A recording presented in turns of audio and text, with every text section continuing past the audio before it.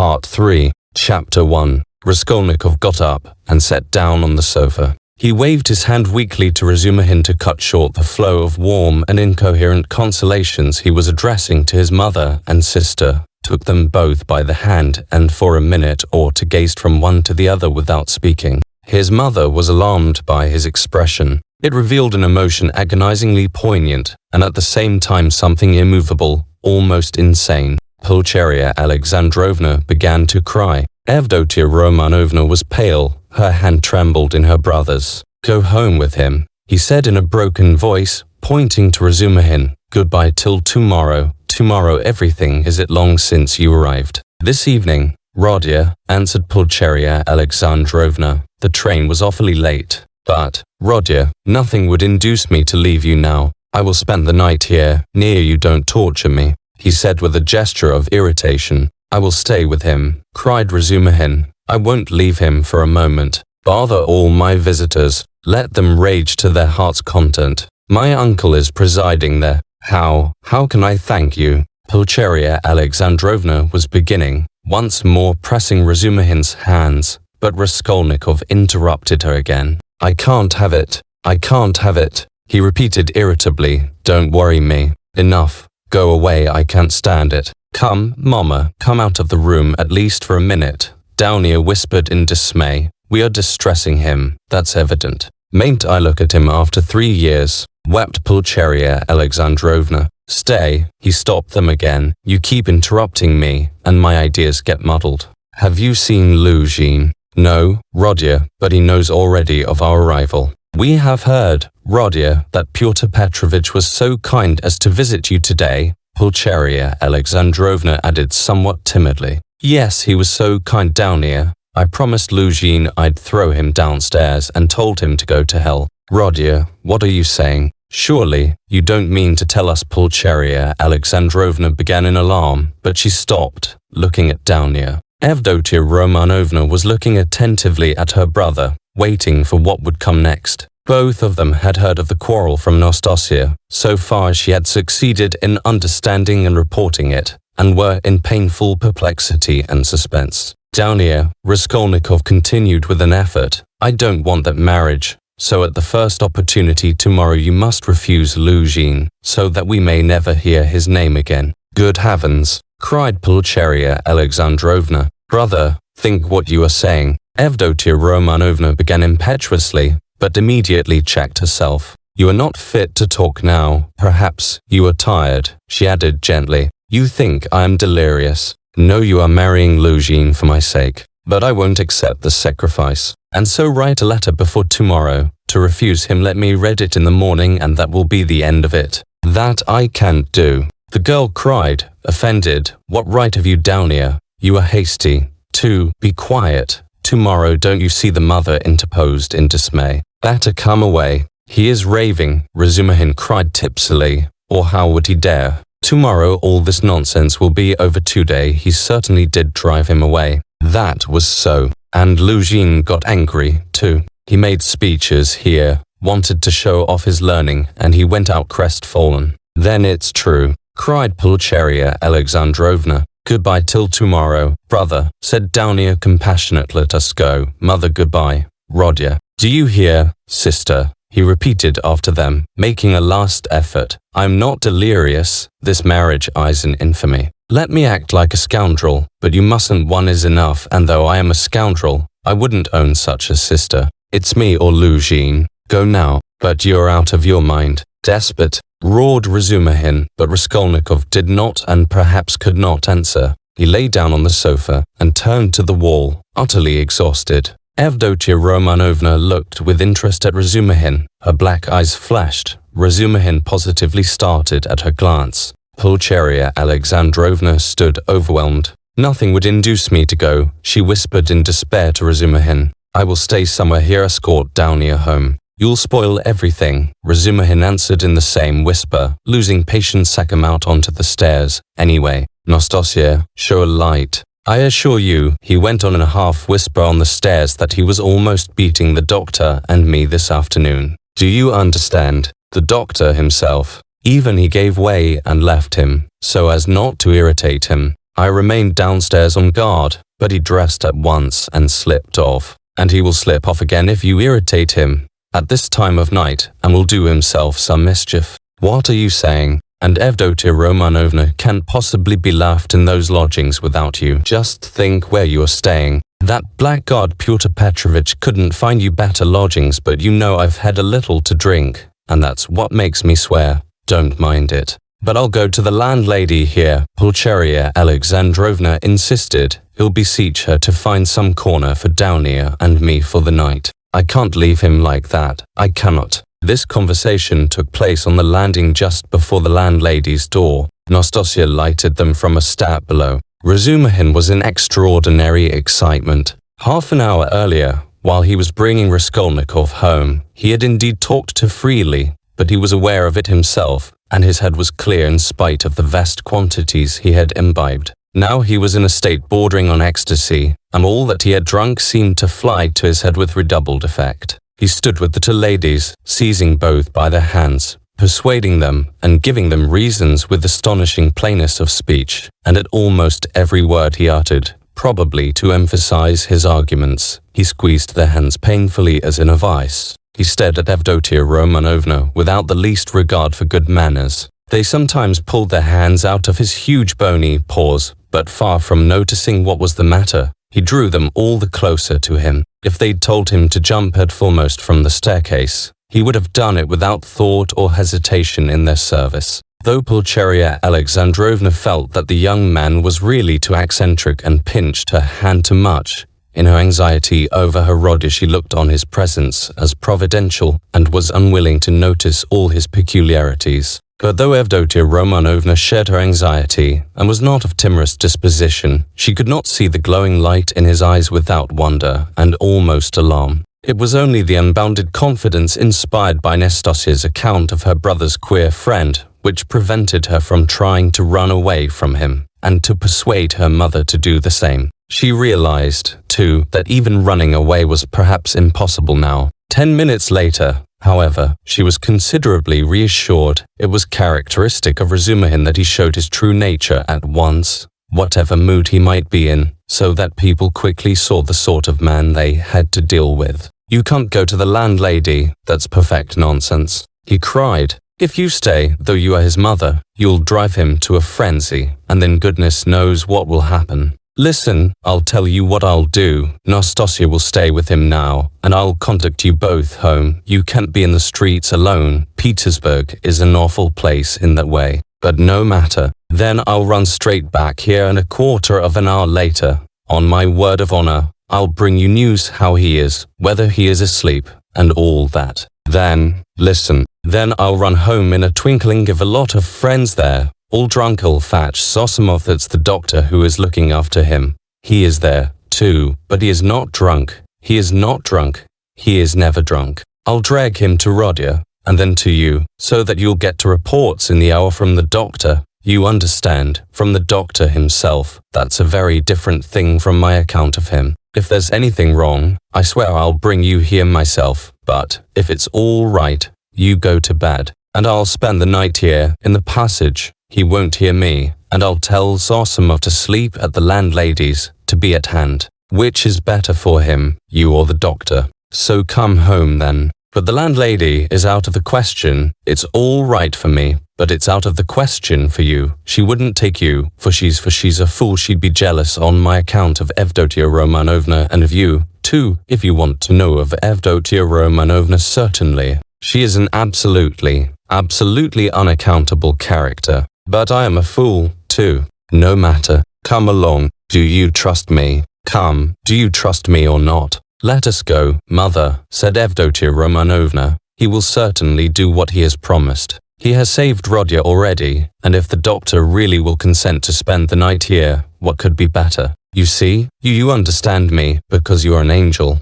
Razumihin cried in ecstasy. Let us go. Nastasia, fly upstairs and sit with him with a light. I'll come in a quarter of an hour. Though Pulcheria Alexandrovna was not perfectly convinced, she made no further resistance. Razumihin gave an arm to each and drew them down the stairs. He still made her uneasy, as though he was competent and good-natured. Was he capable of carrying out his promise? He seemed in such a condition. Ah, I see you think I am in such a condition. Razumihin broke in upon her thoughts, guessing them, as he strolled along the pavement with huge steps, so that the two ladies could hardly keep up with him, a fact he did not observe, however. Nonsense. That is, I am drunk like a fool, but that's not it. I am not drunk from wine. It's seeing you has turned my head, but don't mind me. Don't take any notice. I'm talking nonsense. I am not worthy of you. I am utterly unworthy of you. The minute I've taken you home, I'll pour a couple of pailfuls of water over my head in the gutter here, and then I shall be all right. If only you knew how I love you both. Don't laugh, and don't be angry.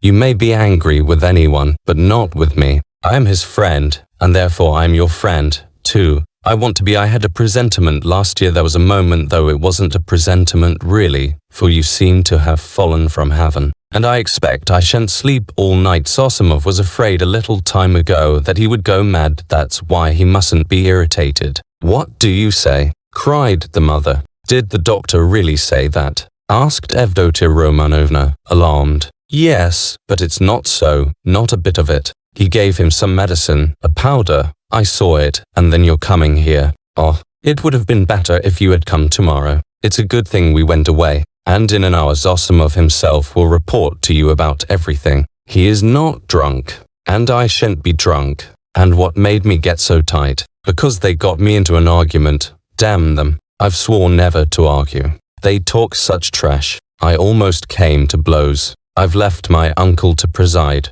Would you believe they insist on complete absence of individualism, and that's just what they relish. Not to be themselves, to be as unlike themselves as they can. That's what they regard as the highest point of progress. If only their nonsense were their own, but as it is, listen. Pulcheria Alexandrovna interrupted timidly, but it only added fuel to the flames. What do you think? Shouted Razumihin, louder than ever. You think I'm attacking them for talking nonsense? Not a bit. I like them to talk nonsense. That's man's one privilege over all creation. Through error you come to the truth. I am a man because I am. You never reach any truth without making 14 mistakes, and very likely 114. And a fine thing, too, in its way. But we can't even make mistakes on our own account. Talk nonsense, but talk your own nonsense, and I'll kiss you for it. To go wrong in one's own way is better than to go right in someone else's. In the first case you are a man, in the second you're no better than a bird. Truth won't escape you, but life can be cramped. There have been examples. And what are we doing now? In science, development, thought, invention, ideals, aims, liberalism, judgment, experience, and everything, we are still in the preparatory class at school. We prefer to live on other people's ideas. It's what we are used to. Am I right? Am I right? Cried Razumihin, pressing and shaking the two ladies' hands. Oh, mercy, I do not know, cried poor Pulcheria Alexandrovna. Yes, though I don't agree with you in everything, added Evdotia Romanovna earnestly, and at once uttered a cry, for he squeezed her hand so painfully. Yes, you say yes. Well, after that he cried in a transport. You are a fount of goodness, purity, sense, and perfection. Give me your hand, you give me yours, too. I want to kiss your hands here at once, on my knees, and he fell on his knees on the pavement, fortunately at that time deserted. Leave off, I entreat you. What are you doing? Pulcheria Alexandrovna cried, greatly distressed. Get up, said Downia laughing, though she, too, was upset. Not for anything till you let me kiss your hands. That's it. Enough. I get up and we'll go on. I am a luckless fool. I am unworthy of you and drunk, and I am ashamed. I am not worthy to love you, but to do homage to you is the duty of every man who is not a perfect beast. And I've done homage. Here are your lodgings, and for that alone Rodion was right in driving your Pyotr Petrovitch away. How dare he? How dare he put you in such lodgings? It's a scandal. Do you know the sort of people they take in here? And you his betrothed. You are his betrothed. Yes. Well, then, I'll tell you, your fiancé is a scoundrel. Excuse me, Mr. Razumihin, you are forgetting Pulcheria Alexandrovna was beginning. Yes, you are right. I did forget myself. I'm ashamed of it. Razumihin made haste to apologize. But you can't be angry with me for speaking so, for I speak sincerely and not because that would be disgraceful. In fact, not because I'm in well, anyway, I won't say why. I daren't. But we all saw today when he came and that man is not of our sort. Not because he had his hair curled at the barber's, not because he was in such a hurry to show his wit, but because he is a spy, a speculator, because he is a skinflint and a buffoon. That's evident. Do you think him clever? No, he is a fool. And is he a match for you? Good heavens. Do you see, ladies? He stopped suddenly on the way upstairs to their rooms. Though all my friends there are drunk, yet they are all honest. And though we do talk a lot of trash, and I do, too, yet we shall talk our way to the truth at last, for we are on the right path, while Pyotr Petrovitch is not on the right path. Though I've been calling them all sorts of names just now, I do respect them, although I don't respect Zametov. I like him, for he is a puppy, and that bullock Zosimov, because he is an honest man and knows his work. But enough, it's all said and forgiven. Is it forgiven? Well, then, let's go on. I know this corridor. I've been here. There was a scandal here at number 3. Where are you here? Which number? 8. Well, lock yourselves in for the night, then. Don't let anybody in. In a quarter of an hour I'll come back with news, and half an hour later I'll bring Zosimov. You'll see.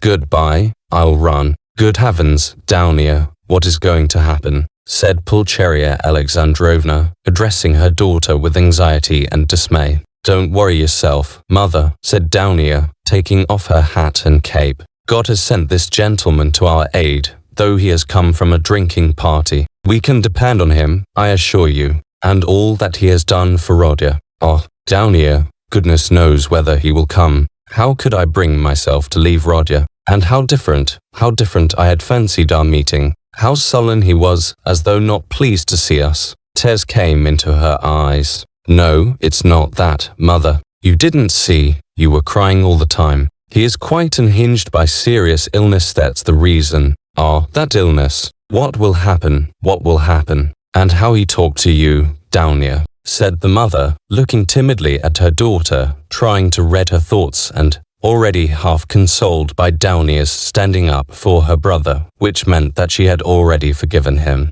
I'm sure he will think better of it tomorrow, she added, probing her further, and I'm sure that he will say the same tomorrow about that, Avdotia Romanovna said finally. And, of course, there was no going beyond that, for this was a point which Pulcheria Alexandrovna was afraid to discuss. Downia went up and kissed her mother. The latter warmly embraced her without speaking. Then she sat down to wait anxiously for Razumihin's return, timidly watching her daughter, who walked up and down the room with her arms folded, lost in thought. This walking up and down when she was thinking was a habit of Avdotia Romanovna's, and the mother was always afraid to break in on her daughter's mood at such moments. Razumihin, of course, was ridiculous in his sudden drunken infatuation for Avdotia Romanovna. Yet apart from his eccentric condition, many people would have thought it justified if they had seen Avdotia Romanovna, especially at that moment when she was walking to and fro with folded arms, pensive and melancholy. Avdotia Romanovna was remarkably good-looking. She was tall, strikingly well-proportioned, strong and self-reliant. The latter quality was apparent in every gesture, though it did not in the least detract from the grace and softness of her movements. In face she resembled her brother, but she might be described as really beautiful. Her hair was dark brown, a little lighter than her brother's. There was a proud light in her almost black eyes, and yet at times a look of extraordinary kindness. She was pale, but it was a healthy pallor. Her face was radiant with freshness and vigor. Her mouth was rather small. The full red lower lip projected a little, as did her chin. It was the only irregularity in her beautiful face, but it gave it a peculiarly individual and almost haughty expression. Her face was always more serious and thoughtful than gay, but how well smiles, how well youthful, light-hearted, irresponsible, laughter suited her face. It was natural enough that a warm, open, simple-hearted,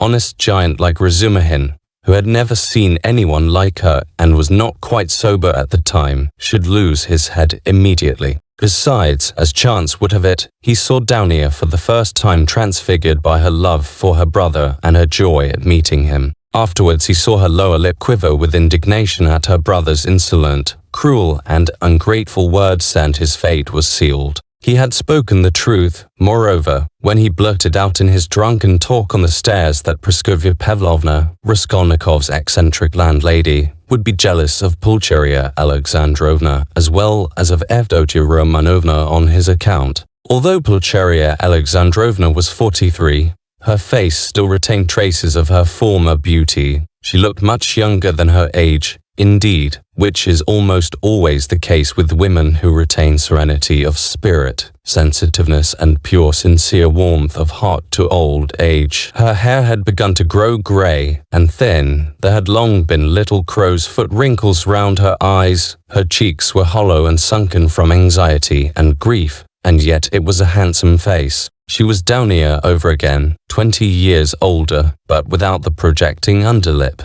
Pulcheria Alexandrovna was emotional, but not sentimental, timid and yielding, but only to a certain point. She could give way and accept a great deal even of what was contrary to her convictions, but there was a certain barrier fixed by honesty, principle, and the deepest convictions which nothing would induce her to cross. Exactly 20 minutes after Razumihin's departure, there came to subdued but hurried knocks at the door. He had come back. "I won't come in. I haven't time," he hastened to say when the door was opened. "He sleeps like a top, soundly, quietly, and God grant he may sleep 10 hours. Nastasia is with him. I told her not to leave till I came. Now I am fetching Zosimov. He will report to you and then you'd better turn in. I can see you are too tired to do anything." And he ran off down the corridor. "What a very competent and devoted young man," cried Pulcheria Alexandrovna, exceedingly delighted. "He seems a splendid person." Avdotia Romanovna replied with some warmth, resuming her walk up and down the room. It was nearly an hour later when they heard footsteps in the corridor and another knock at the door. Both women waited, this time completely relying on Razumihin's promise. He actually had succeeded in bringing Zosimov. Zosimov had agreed at once to desert the drinking party to go to Raskolnikov's, but he came reluctantly and with the greatest suspicion to see the ladies, mistrusting Razumihin in his exhilarated condition. But his vanity was at once reassured and flattered. He saw that they were really expecting him as an oracle. He stayed just 10 minutes and succeeded in completely convincing and comforting Pulcheria Alexandrovna. He spoke with marked sympathy, but with the reserve and extreme seriousness of a young doctor at an important consultation. He did not utter a word on any other subject and did not display the slightest desire to enter into more personal relations with the two ladies. Remarking at his first entrance the dazzling beauty of Avdotia Romanovna, he endeavored not to notice her at all during his visit and addressed himself solely to Pulcheria Alexandrovna. All this gave him extraordinary inward satisfaction. He declared that he thought the invalid at this moment going on very satisfactorily. According to his observations, the patient's illness was due partly to his unfortunate material surroundings during the last few months, but it had partly also a moral origin, was, so to speak, the product of several material and moral influences, anxieties, apprehensions, troubles, certain ideas, and so on. Noticing stealthily that Avdotia Romanovna was following his words with close attention, Zosimov allowed himself to enlarge on this theme, on Pulcheria Alexandrovna's anxiously and timidly inquiring as to some suspicion of insanity. He replied with a composed and candid smile that his words had been exaggerated, that certainly the patient had some fixed idea, something approaching a monomania.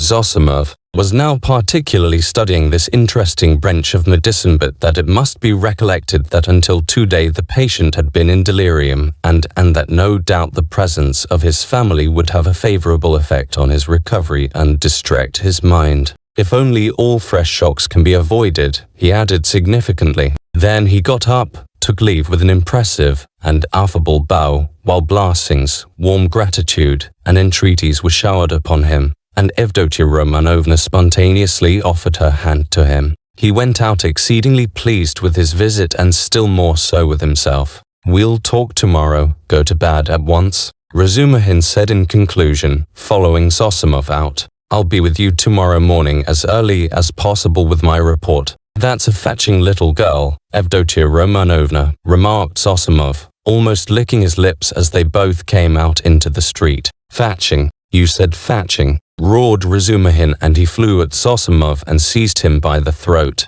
"If you ever dare. Do you understand? Do you understand?" he shouted, shaking him by the collar and squeezing him against the wall. "Do you hear? Let me go, you drunken devil," said Zosimov, struggling, and when he had let him go, he stared at him and went off into a sudden guffaw. Razumihin stood facing him in gloomy and earnest reflection. "Of course, I am an ass," he observed, somber as a storm cloud, "but still you are another." "No, brother, not at all such another. I am not dreaming of any folly." They walked along in silence, and only when they were close to Raskolnikov's lodgings, Razumihin broke the silence in considerable anxiety. "Listen," he said, "you're a first-rate fellow, but among your other failings, you're a loose fish, that I know, and a dirty one, too. You are a feeble, nervous wretch, and a mass of whims. You're getting fat and lazy and can't deny yourself anything, and I call that dirty because it leads one straight into the dirt. You've let yourself get so slack that I don't know how it is you are still a good, even a devoted doctor. You would doctor sleep on a feather bed and get up at night to your patients. In another 3 or 4 years you won't get up for your patients, but hang it all, that's not the point. You are going to spend tonight in the landlady's flat here. Hard work, I've had to persuade her, and I'll be in the kitchen. So here's a chance for you to get to know her better. It's not as you think. There's not a trace of anything of the sort, brother. But I don't think. Here you have modesty, brother, silence, bashfulness, a savage virtue, and yet she's sighing and melting like wax, simply melting. Save me from her, by all that's unholy. She's most prepossessing. I'll repay you. I'll do anything." Zosimov laughed more violently than ever. "Well, you are smitten. But what am I to do with her? It won't be much trouble, I assure you. Talk any rot you like to her, as long as you sit by her and talk. You're a doctor, too. Try curing her of something. I swear you won't regret it. She has a piano, and you know, I strum a little. I have a song there, a genuine Russian one. I shed hot tears. She likes the genuine art cleaned well. It all began with that song. Now you're a regular performer, a mater, a Rubinstein. I assure you, you won't regret it. But have you made her some promise? Something signed? A promise of marriage, perhaps?" "Nothing, nothing, absolutely nothing of the kind. Besides, she is not that sort at all. Chabarov tried that." "Well then, drop her." "But I can't drop her like that." "Why can't you?" "Well, I can't, that's all about it. There's an element of attraction here, brother." "Then why have you fascinated her?" "I haven't fascinated her. Perhaps I was fascinated myself in my folly. But she won't care a straw whether it's you or I, so long as somebody sits beside her, sighing. I can't explain the position. Brother, look here, you are good at mathematics, and working at it now, begin teaching her the integral calculus. Upon my soul, I'm not joking. I'm in earnest. It'll be just the same to her. She will gaze at you and sigh for a whole year together. I talked to her once for 2 days at a time about the Prussian House of Lords, for one must talk of something. She just sighed and perspired. And you mustn't talk of love, she's bashful to hysterics, but just let her see you can't tear yourself away, that's enough. It's fearfully comfortable. You're quite at home. You can read, sit, lie about, write. You may even venture on a kiss, if you're careful. But what do I want with her? Ach, I can't make you understand. You see, you are made for each other. I have often been reminded of you. You'll come to it in the end. So does it matter whether it's sooner or later? There's the feather-bed element here, Broderick. And not only that, there's an attraction here. Here you have the end of the world. An anchorage, a quiet haven, the navel of the earth. The 3 fishes that are the foundation of the world. The essence of pancakes, of savory fish pies, of the evening samovar, of soft sighs and warm shawls, and hot stoves to sleep on as snug as though you were dead. and yet you elevate advantages of both at once. Well, hang it, brother, what stuff I'm talking, it's bedtime. Listen, I sometimes wake up at night, so I'll go in and look at him. But there's no need, it's all right. Don't you worry yourself, yet if you like, you might just look in once, too. But if you notice anything delirium or fever, wake me at once. But there can't be. Chapter 2. Razumihin waked up next morning at 8 o'clock, troubled and serious. He found himself confronted with many new and unlooked-for perplexities. He had never expected that he would ever wake up feeling like that. He remembered every detail of the previous day, and he knew that a perfectly novel experience had befallen him, that he had received an impression unlike anything he had known before. At the same time, he recognized clearly that the dream which had fired his imagination was hopelessly unattainable, so unattainable that he felt positively ashamed of it. And he hastened to pass to the other more practical cares and difficulties bequeathed him by that thrice accursed yesterday. The most awful recollection of the previous day was the way he had shown himself base and mean, not only because he had been drunk, but because he had taken advantage of the young girl's position to abuse her fiancé in his stupid jealousy. Knowing nothing of their mutual relations and obligations, and next to nothing of the man himself, and what right had he to criticize him in that hasty and unguarded manner? Who had asked for his opinion? Was it thinkable that such a creature as Avdotia Romanovna would be marrying an unworthy man for money? So there must be something in him. The lodgings. But after all, how could he know the character of the lodgings? He was furnishing a flat for. How despicable it all was. And what justification was it that he was drunk? Such a stupid excuse was even more degrading. In wine is truth, and the truth had all come out, that is, all the uncleanness of his coarse and envious heart.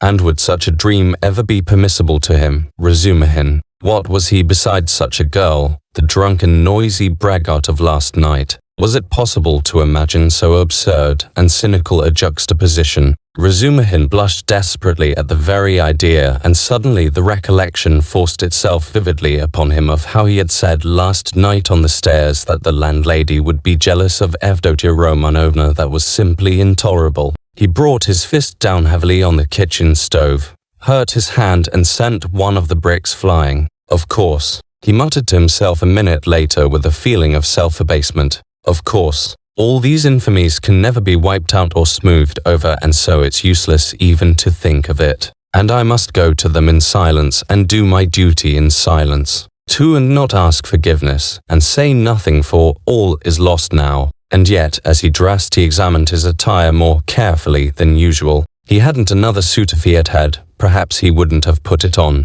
I would have made a point of not putting it on. But in any case, he could not remain a cynic and a dirty sloven. He had no right to offend the feelings of others, especially when they were in need of his assistance and asking him to see them. He brushed his clothes carefully. His linen was always decent. In that respect he was especially clean. He washed that morning scrupulously, got some soap from Nastasia. He washed his hair, his neck, and especially his hands. When it came to the question whether to shave his stubbly chin or not, Praskovya Pavlovna had capital razors that had been left by her late husband. The question was angrily answered in the negative. Let it stay as it is. What if they think that I shaved on purpose too? They certainly would think so. Not on any account. And the worst of it was he was so coarse, so dirty. He had the manners of a pothouse. And even admitting that he knew he had some of the essentials of a gentleman, what was there in that to be proud of? Everyone ought to be a gentleman, and more than that, and all the same, he remembered,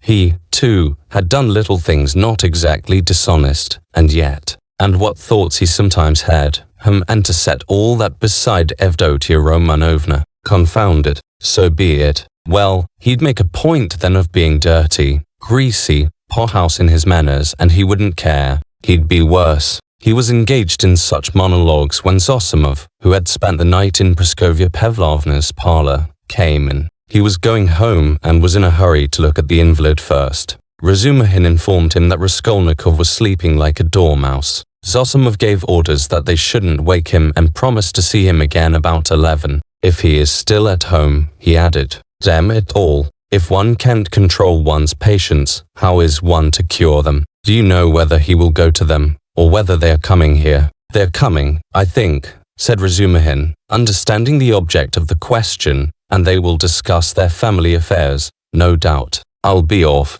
You, as the doctor, have more right to be here than I, but I am not a father confessor. I shall come and go away. I've plenty to do besides looking after them. One thing worries me, interposed Razumihin, frowning. On the way home, I talked a lot of drunken nonsense to him, all sorts of things, and amongst them that you were afraid that he might become insane. You told the ladies so, too. I know it was stupid. You may beat me if you like. Did you think so seriously? That's nonsense. I tell you, how could I think it seriously? You, yourself, described him as a monomaniac when you fetched me to him and we added fuel to the fire yesterday. You did, that is, with your story about the painter. It was a nice conversation when he was, perhaps, mad on that very point. If only I'd known what happened then at the police station and that some wretch had insulted him with this suspicion. I would not have allowed that conversation yesterday. These monomaniacs will make a mountain out of a molehill and see their fancies as solid realities.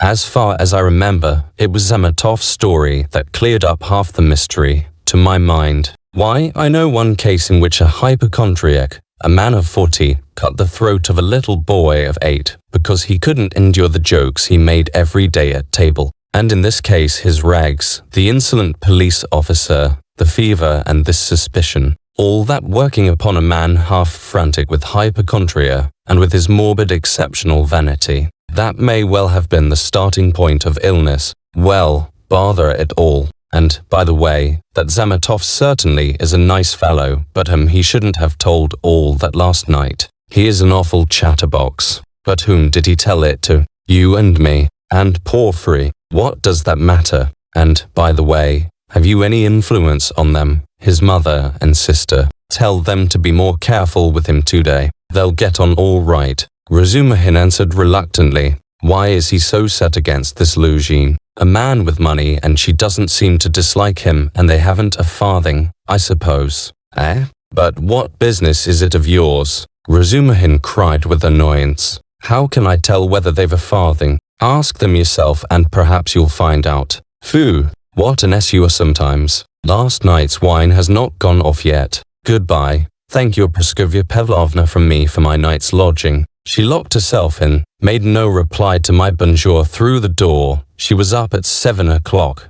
The samovar was taken into her from the kitchen. I was not vouchsafed a personal interview. At 9 o'clock precisely, Razumihin reached the lodgings at Bakolyev's house. Both ladies were waiting for him with nervous impatience. They had risen at 7 o'clock or earlier. He entered looking as black as night, bowed awkwardly, and was at once furious with himself for it. He had reckoned without his host. Pulcheria Alexandrovna fairly rushed at him, seized him by both hands, and was almost kissing them. He glanced timidly at Avdotia Romanovna, but her proud countenance wore at that moment an expression of such gratitude and friendliness, such complete and unlooked for respect, in place of the sneering looks and ill-disguised contempt he had expected, that it threw him into greater confusion than if he had been met with abuse. Fortunately, there was a subject for conversation, and he made haste to snatch at it. Hearing that everything was going well and that Rodya had not yet waked, Pulcheria Alexandrovna declared that she was glad to hear it because she had something which it was very, very necessary to talk over beforehand. Then followed an inquiry about breakfast and an invitation to have it with them. They had waited to have it with him.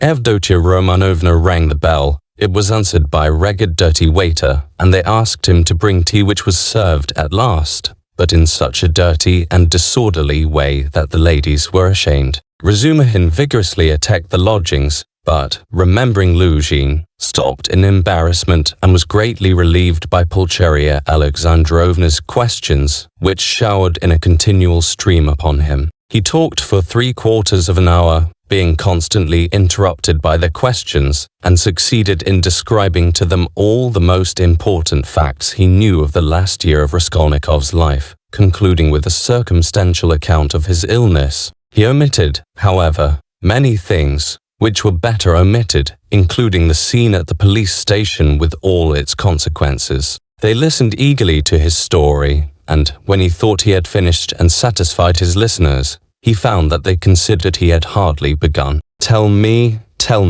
what do you think? Excuse me, I still don't know your name, Pulcheria Alexandrovna put in hastily. Dmitri Prokofitch. I should like very much to know, Dmitri Prokofitch, how he looks on things in general now. That is, how can I explain? What are his likes and dislikes? Is he always so irritable? Tell me, if you can, what are his hopes and, so to say, his dreams? Under what influences is he now? In a word, I should like our mother. How can he answer all that at once? Observed Downia. Good heavens, I had not expected to find him in the least like this, Dmitri Prokofitch. Naturally, answered Razumihin. I have no mother, but my uncle comes every year, and almost every time he can scarcely recognize me, even in appearance, though he is a clever man, and your 3 years' separation means a great deal. What am I to tell you? I have known Rodion for a year and a half. He is morose,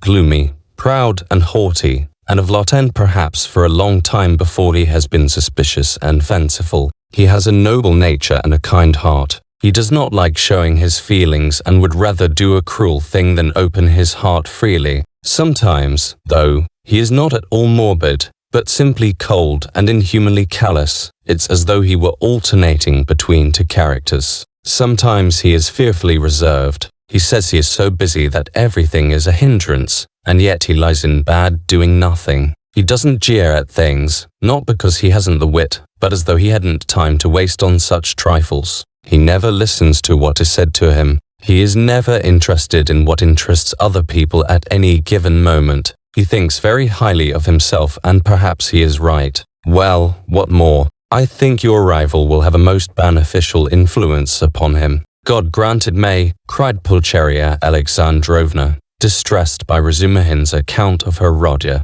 and Razumihin ventured to look more boldly at Avdotia Romanovna at last. He glanced at her often while he was talking, but only for a moment, and looked away again at once. Avdotia Romanovna sat at the table, listening attentively, then got up again and began walking to and fro with her arms folded and her lips compressed, occasionally putting in a question without stopping her walk. She had the same habit of not listening to what was said. She was wearing a dress of thin dark stuff, and she had a white transparent scarf round her neck. Razumihin soon detected signs of extreme poverty in their belongings. Had Avdotia Romanovna been dressed like a queen, he felt that he would not be afraid of her, but perhaps just because she was poorly dressed and that he noticed all the misery of her surroundings. His heart was filled with dread, and he began to be afraid of every word he uttered, every gesture he made, which was very trying for a man who already felt diffident.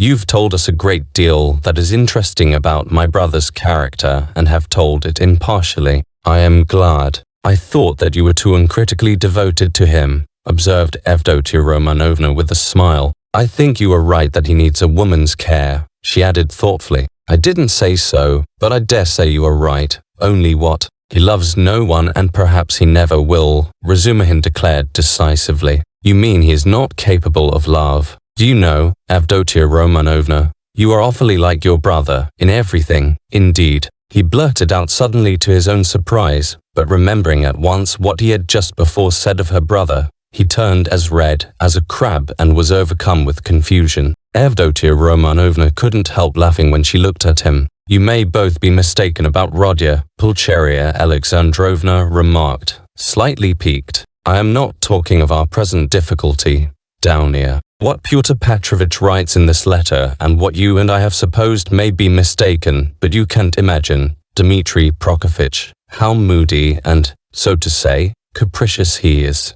I never could depend on what he would do when he was only 15, and I am sure that he might do something now that nobody else would think of doing well. For instance, do you know how a year and a half ago he astounded me and gave me a shock that nearly killed me, when he had the idea of marrying that girl, what was her name, his landlady's daughter? Did you hear about that affair? Asked Avdotia Romanovna. Do you suppose, Pulcheria Alexandrovna continued warmly, do you suppose that my tears, my entreaties, my illness, my possible death from grief, our poverty would have made him pause? No, he would calmly have disregarded all obstacles. And yet it isn't that he doesn't love us. "He has never spoken a word of that affair to me," Razumihin answered cautiously. "But I did hear something from Praskovya Pavlovna herself, though she is by no means a gossip, and what I heard certainly was rather strange." "And what did you hear?" both the ladies asked at once. "Well, nothing very special.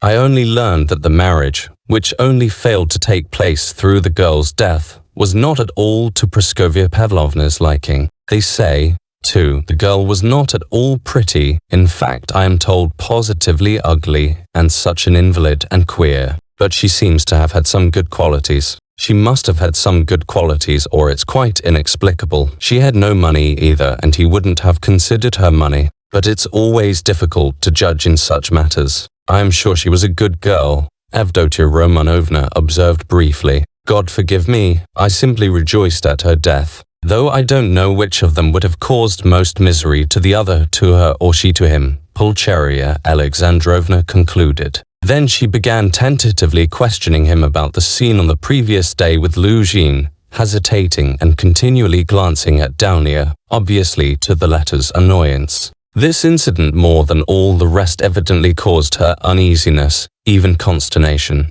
Razumihin described it in detail again, but this time he added his own conclusions. He openly blamed Raskolnikov for intentionally insulting Pyotr Petrovitch, not seeking to excuse him on the score of his illness. He had planned it before his illness, he added. "I think so, too," Pulcheria Alexandrovna agreed with a dejected air. But she was very much surprised at hearing Razumihin express himself so carefully and even with a certain respect about Pyotr Petrovitch. Avdotia Romanovna, too, was struck by it. "So this is your opinion of Pyotr Petrovitch?" Pulcheria Alexandrovna could not resist asking. "I can have no other opinion of your daughter's future husband," Razumihin answered firmly and with warmth, "and I don't say it simply from vulgar politeness, but simply because Avdotia Romanovna has of her own free will deigned to accept this man. If I spoke so rudely of him last night, it was because I was disgustingly drunk and mad besides. Yes, mad, crazy. I lost my head completely, and this morning I am ashamed of it." He crimsoned and ceased speaking. Avdotia Romanovna flushed, but did not break the silence. She had not uttered a word from the moment they began to speak of Luzhin. Without her support, Pulcheria Alexandrovna obviously did not know what to do. At last, faltering and continually glancing at her daughter, she confessed that she was exceedingly worried by one circumstance. "You see, Dmitri Prokofitch," she began. "I'll be perfectly open with Dmitri Prokofitch, Daunia." "Of course, mother," said Avdotia Romanovna emphatically. "This is what it is," she began in haste, as though the permission to speak of her trouble lifted a weight off her mind. "Very early this morning we got a note from Pyotr Petrovitch in reply to our letter announcing our arrival. He promised to meet us at the station. You know, instead of that he sent a servant to bring us the address of these lodgings and to show us the way, and he sent a message that he would be here himself this morning. But this morning this note came from him. You'd better read it yourself. There is one point in it which worries me very much. You will soon see what that is, and tell me your candid opinion. Dmitri Prokofitch. You know Rodia's character better than anyone, and no one can advise us better than you can. Daunia, I must tell you, made her decision at once, but I still don't feel sure how to act, and I've been waiting for your opinion." Razumihin opened the note, which was dated the previous evening, and read as follows. "Dear Madam, Pulcheria Alexandrovna, I have the honor to inform you that owing to unforeseen obstacles I was rendered unable to meet you at the railway station. I sent a very competent person with the same object in view. I likewise shall be deprived of the honor of an interview with you tomorrow morning by business in the Senate that does not admit of delay, and also that I may not intrude on your family circle while you are meeting your son and Avdotia Romanovna, her brother. I shall have the honor of visiting you and paying you my respects at your lodgings not later than tomorrow evening at 8 o'clock precisely. And herewith I venture to present my earnest and, I may add, imperative request that Rodion Romanovich may not be present at our interview, as he offered me a gross and unprecedented affront on the occasion of my visit to him in his illness yesterday. And, moreover, since I desire from you personally an indispensable and circumstantial explanation upon a certain point, in regard to which I wish to learn your own interpretation. I have the honor to inform you in anticipation that if, in spite of my request, I meet Rodion Romanovich, I shall be compelled to withdraw immediately, and then you have only yourself to blame. I write on the assumption that Rodion Romanovich, who appeared so ill at my visit, suddenly recovered 2 hours later, and so, being able to leave the house, may visit you also. I was confirmed in that belief by the testimony of my own eyes in the lodging of a drunken man who was run over and has since died, to whose daughter, a young woman of notorious behavior,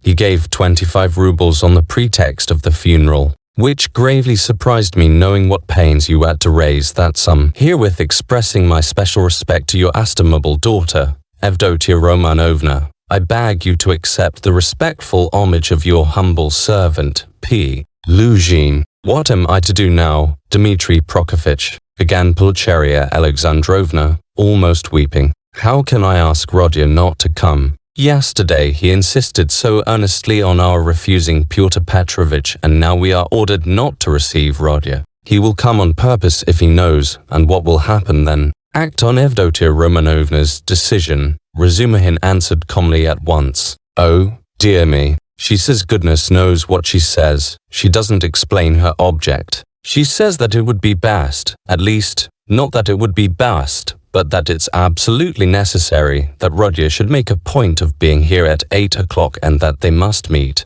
I didn't want even to show him the letter, but to prevent him from coming by some stratagem with your help because he is so irritable. Besides, I don't understand about that drunkard who died and that daughter, and how he could have given the daughter all the money which cost you such sacrifice. Mother, put in Evdotia Romanovna. He was not himself yesterday, Razumihin said thoughtfully. If you only knew what he was up to in a restaurant yesterday, though there was sense in it too.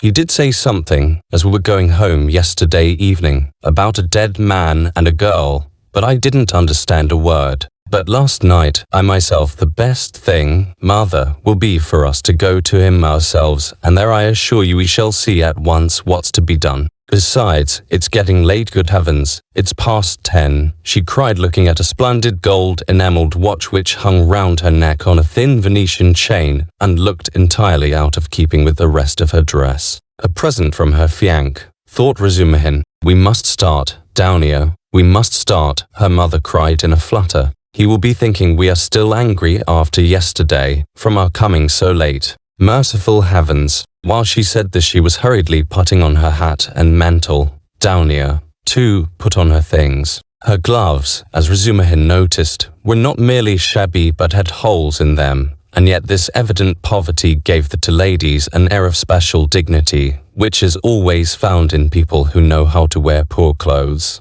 Razumihin looked reverently at Downio and felt proud of escorting her. The queen who mended her stockings in prison, he thought, must have looked than every inch a queen, and even more a queen than at sumptuous banquets and leaves. My God, exclaimed Pulcheria Alexandrovna, little did I think that I should ever fear seeing my son, my darling Rodion. I am afraid, Dmitri Prokofitch, she added, glancing at him timidly. Don't be afraid, Mother, said Downio, kissing her. Better have faith in him. Oh, dear, I have faith in him, but I haven't slept all night, exclaimed the poor woman. They came out into the street. Do you know, Downio, when I dozed a little this morning I dreamed of Marfa Petrovna. She was all in white. She came up to me, took my hand, and shook her head at me, but so sternly as though she were blaming me. Is that a good omen? Oh, dear me, you don't know, Dmitri Prokofitch, that Marfa Petrovna's dead.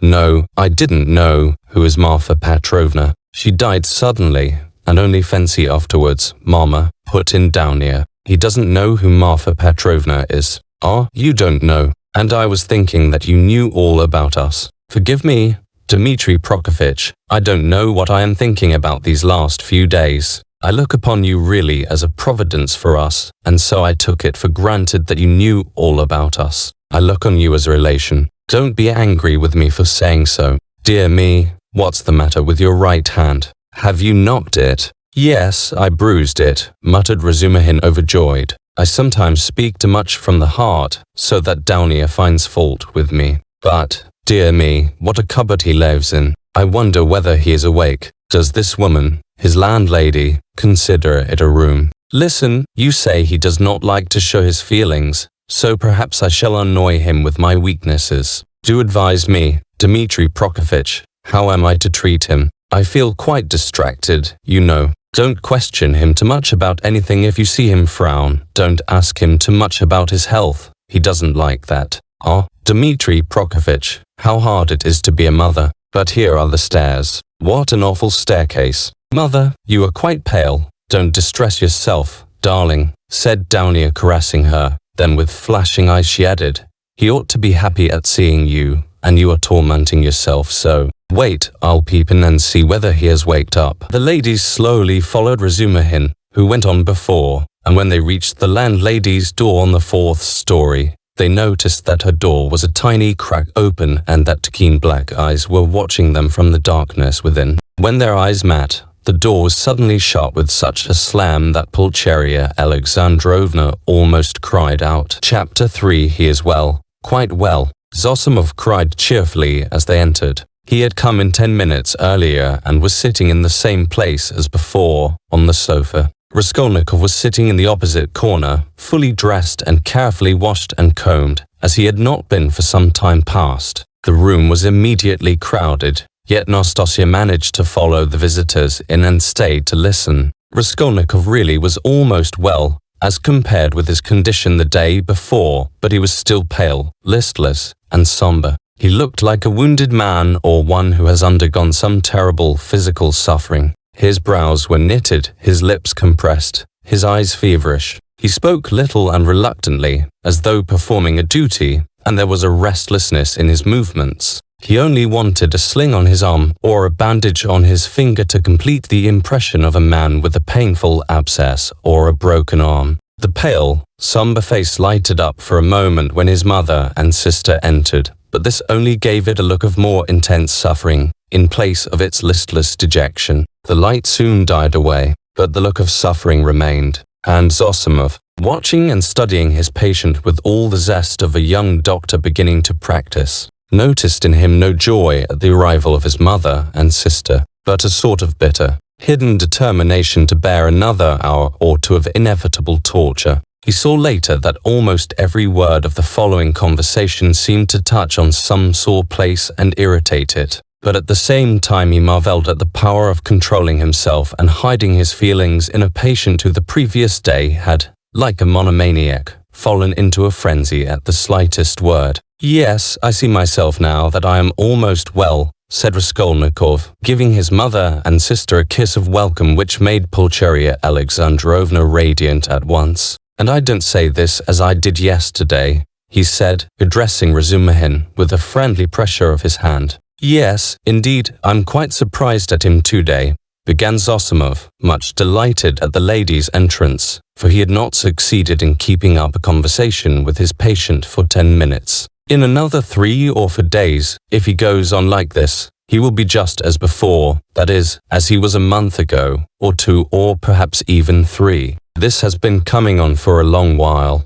eh? Confess, now, that it has been perhaps your own fault, he added, with a tentative smile, as though still afraid of irritating him. It is very possible, answered Raskolnikov coldly. I should say, too, continued Zosimov with zest, that your complete recovery depends solely on yourself. Now that one can talk to you, I should like to impress upon you that it is essential to avoid the elementary, so to speak, fundamental causes tending to produce your morbid condition. In that case you will be cured. If not, it will go from bad to worse. These fundamental causes I don't know, but they must be known to you. You are an intelligent man, and must have observed yourself, of course. I fancy the first stage of your derangement coincides with your leaving the university. You must not be left without occupation, and so work and a definite aim set before you might, I fancy, be very beneficial. Yes, you are perfectly right.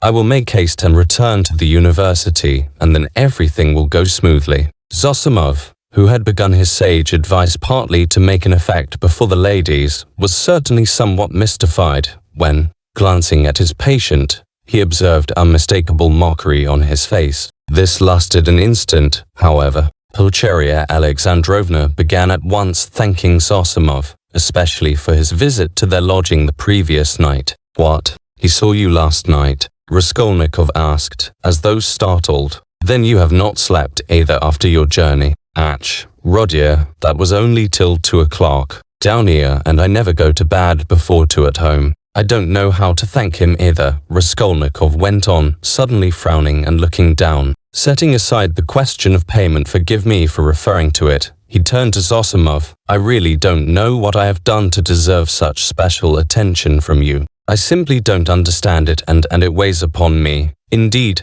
because I don't understand it. I tell you so candidly. Don't be irritated." Zosimov forced himself to laugh. "Assume that you are my first Patin 12 fellows just beginning to practice love our first patients as if they were our children, and some almost fall in love with them. And, of course, I am not rich in patience. I say nothing about him," added Raskolnikov, pointing to Razumihin, "though he has had nothing from me either but insult and trouble. What nonsense he is talking. Why, you are in a sentimental mood today, are you?" shouted Razumihin. If he had had more penetration, he would have seen that there was no trace of sentimentality in him, but something indeed quite the opposite. But Evdotia Romanovna noticed it. She was intently and uneasily watching her brother. "As for you, mother, I don't dare to speak," he went on, as though repeating a lesson learned by heart. "It is only today that I have been able to realize a little how distressed you must have been here yesterday,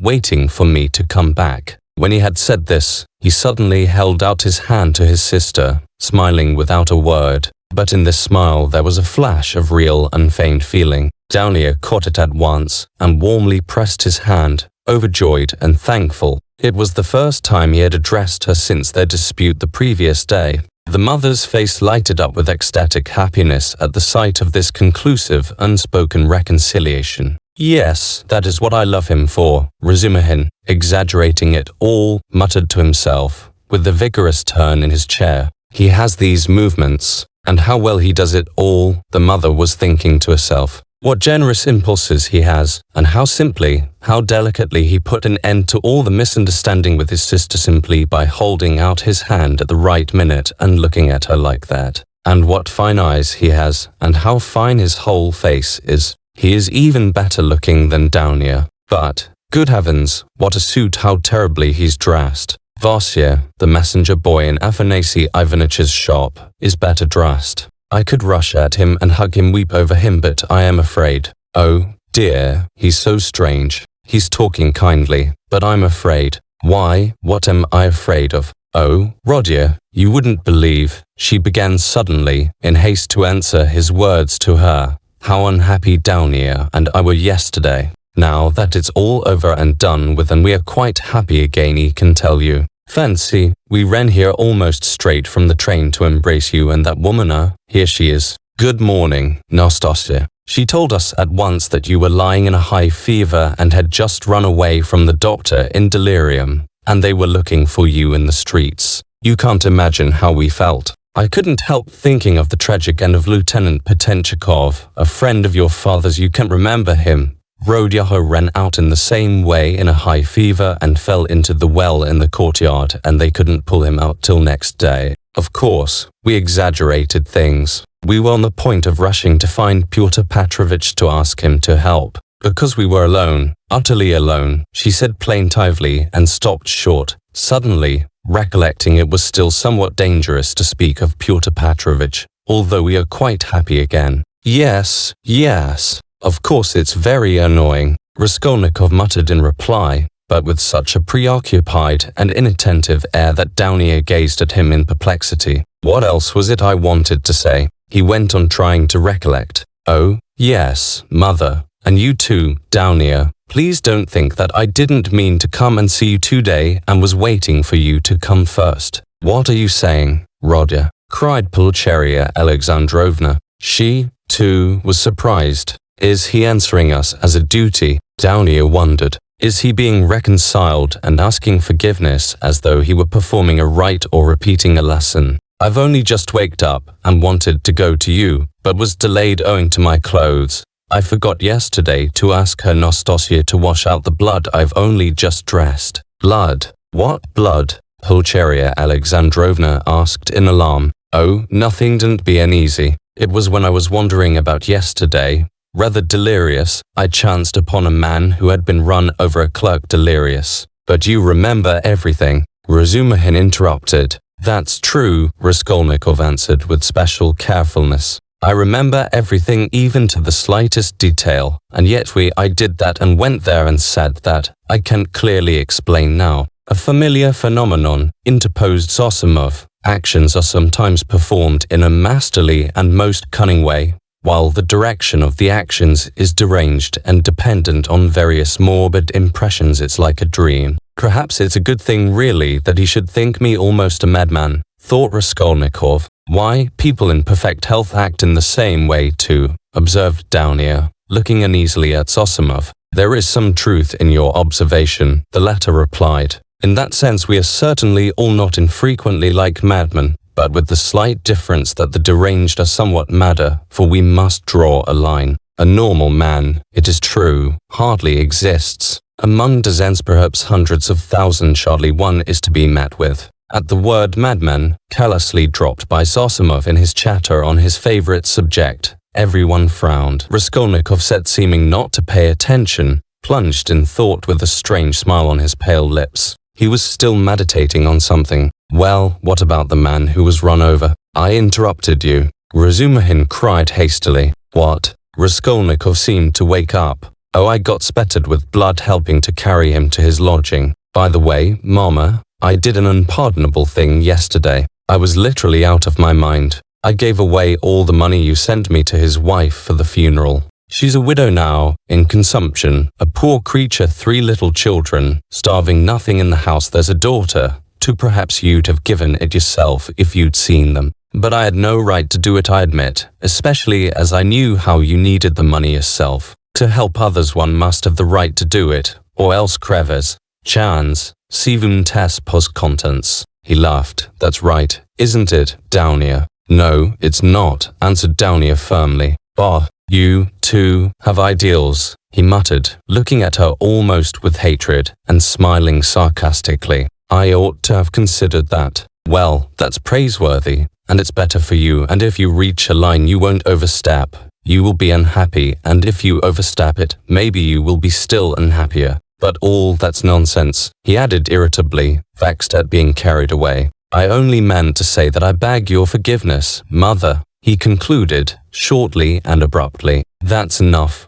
Rodion. I am sure that everything you do is very good, said his mother, delighted. Don't be too sure, he answered, twisting his mouth into a smile. A silence followed. There was a certain constraint in all this conversation, and in the silence, and in the reconciliation, and in the forgiveness, and all were feeling it. It is as though they were afraid of me, Raskolnikov was thinking to himself, looking askance at his mother and sister. Pulcheria Alexandrovna was indeed growing more timid the longer she kept silent. Yet in their absence I seemed to love them so much, flashed through his mind. Do you know, Rodion, Marfa Petrovna is dead. Pulcheria Alexandrovna suddenly blurted out. What Marfa Petrovna? Oh, mercy on you, Marfa Petrovna Svidrigailov. I wrote you so much about her. O.H. Yes, I remember. So she's dead. Oh, really? He roused himself suddenly, as if waking up. What did she die of?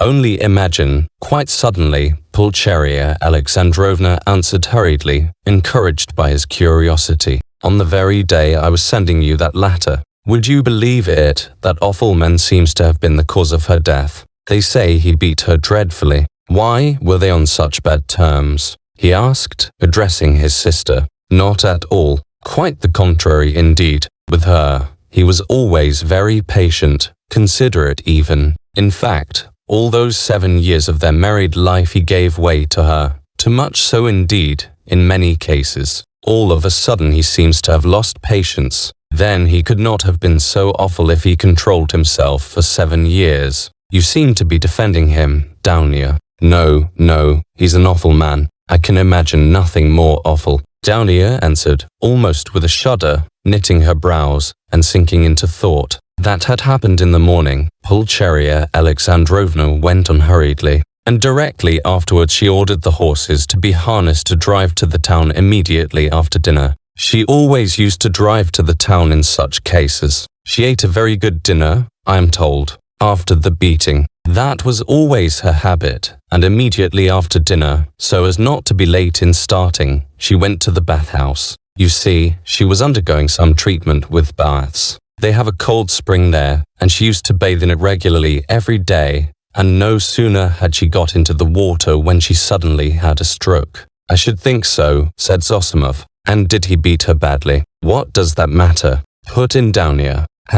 But I don't know why you want to tell us such gossip, mother, said Raskolnikov irritably, as it were in spite of himself. Ah, my dear, I don't know what to talk about, broke from Pulcheria Alexandrovna. Why are you all afraid of me? He asked, with a constrained smile. That's certainly true, said Downia, looking directly and sternly at her brother. Mother was crossing herself with terror as she came up the stairs. His face worked, as though in convulsion. Ach, what are you saying? Downia, don't be angry. Please, Rodya. Why did you say that, Downia? Pulcheria Alexandrovna began, overwhelmed. You see, coming here, I was dreaming all the way, in the train, how we should meet, how we should talk over everything together. And I was so happy. I did not notice the journey. But what am I saying? I am happy now. You should not, Downia. I am happy now simply in seeing you, Rodya. Hush, mother, he muttered in confusion, not looking at her,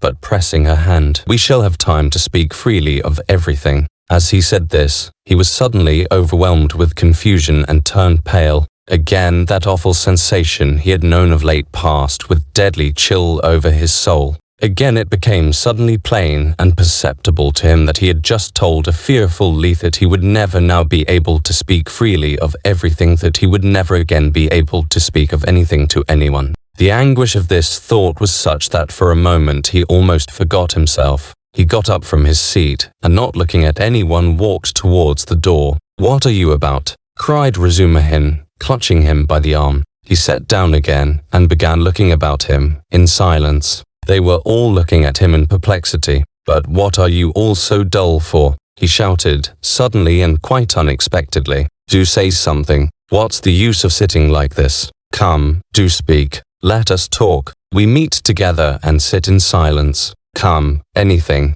Thank God. I was afraid the same thing as yesterday was beginning again, said Pulcheria Alexandrovna, crossing herself. What is the matter, Rodya? Asked Evdotia Romanovna, distrustfully. Oh, nothing. I remembered something, he answered, and suddenly laughed. Well, if you remembered something, that's all right. I was beginning to think, muttered Zosimov, getting up from the sofa. It is time for me to be off. I will look in again perhaps if I can. He made his bows, and went out. What an excellent man, observed Pulcheria Alexandrovna. Yes, excellent, splendid, well-educated, intelligent, Raskolnikov began, suddenly speaking with surprising rapidity and a liveliness he had not shown till then. I can't remember where I met him before my illness. I believe I have met him somewhere, and this is a good man, too. He nodded at Razumihin. Do you like him, Downia? He asked her, and suddenly, for some unknown reason, laughed.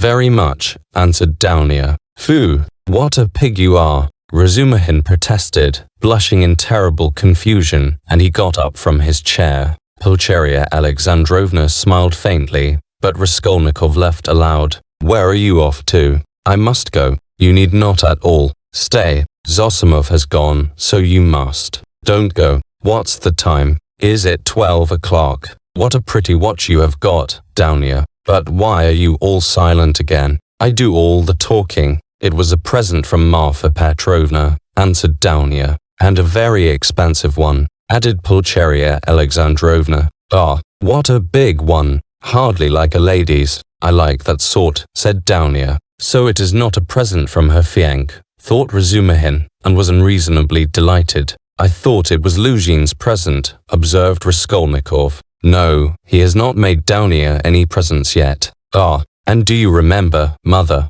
I was in love and wanted to get married, he said suddenly, looking at his mother, who was disconcerted by the sudden change of subject and the way he spoke of it. "Oh, yes, my dear." Pulcheria Alexandrovna exchanged glances with Downia and Razumihin.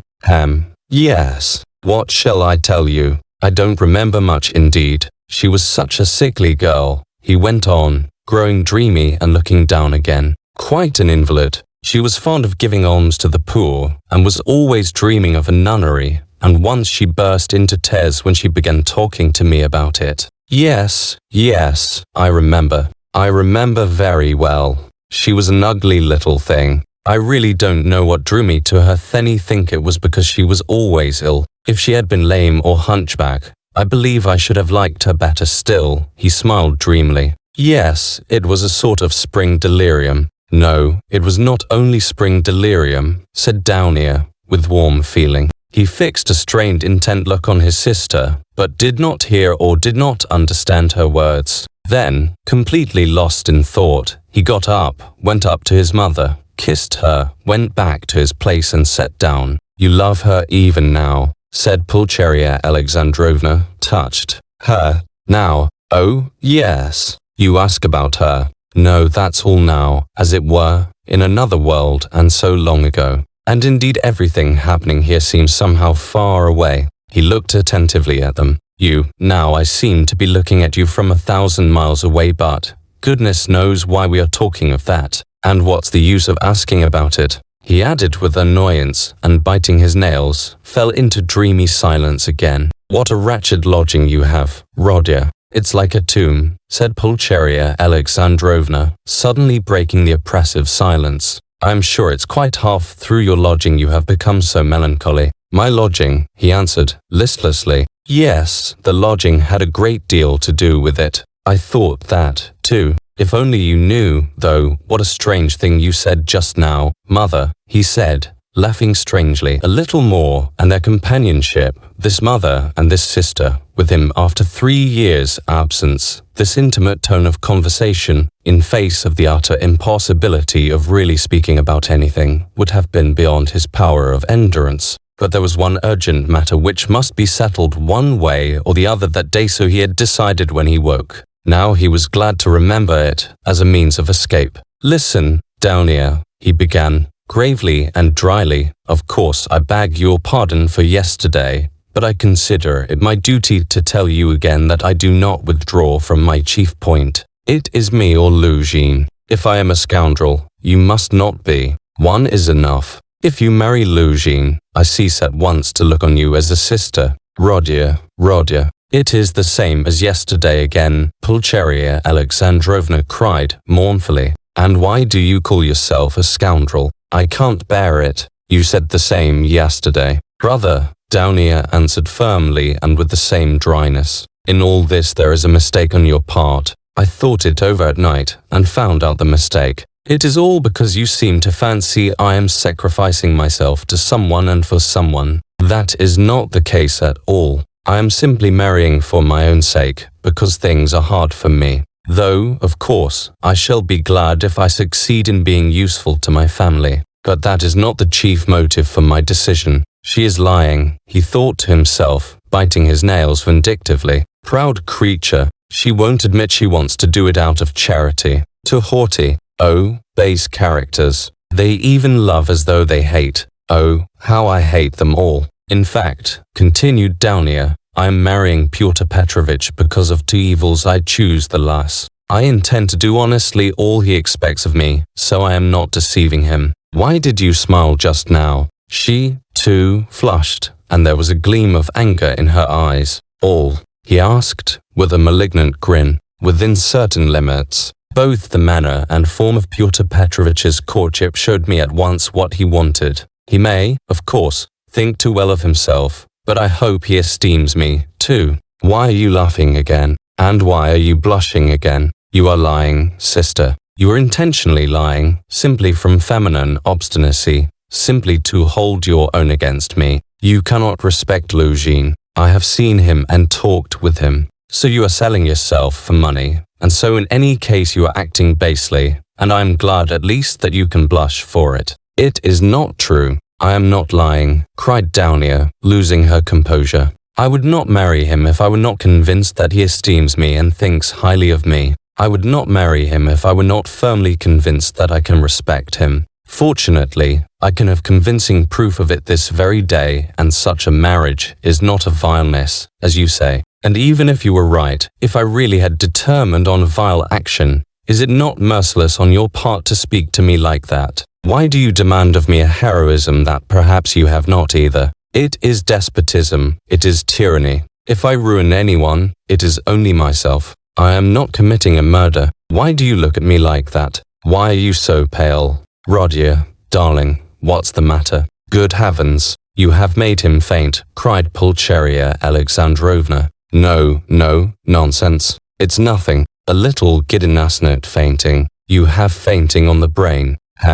Yes. What was I saying? Oh, yes. In what way will you get convincing proof today that you can respect him and that he esteems you, as you said? I think you said today. Mother, Rodion Pyotr Petrovich's letter, said Dounia. With trembling hands, Pulcheria Alexandrovna gave him the letter. He took it with great interest, but, before opening it, he suddenly looked with a sort of wonder at Dounia. It is strange, he said, slowly, as though struck by a new idea. What am I making such a fuss for? What is it all about? Marry whom you like. He said this as though to himself, but said it aloud, and looked for some time at his sister, as though puzzled. He opened the letter at last, still with the same look of strange wonder on his face. Then, slowly and attentively, he began reading, and read it through twice. Pulcheria Alexandrovna showed marked anxiety, and all indeed expected something particular. What surprises me, he began,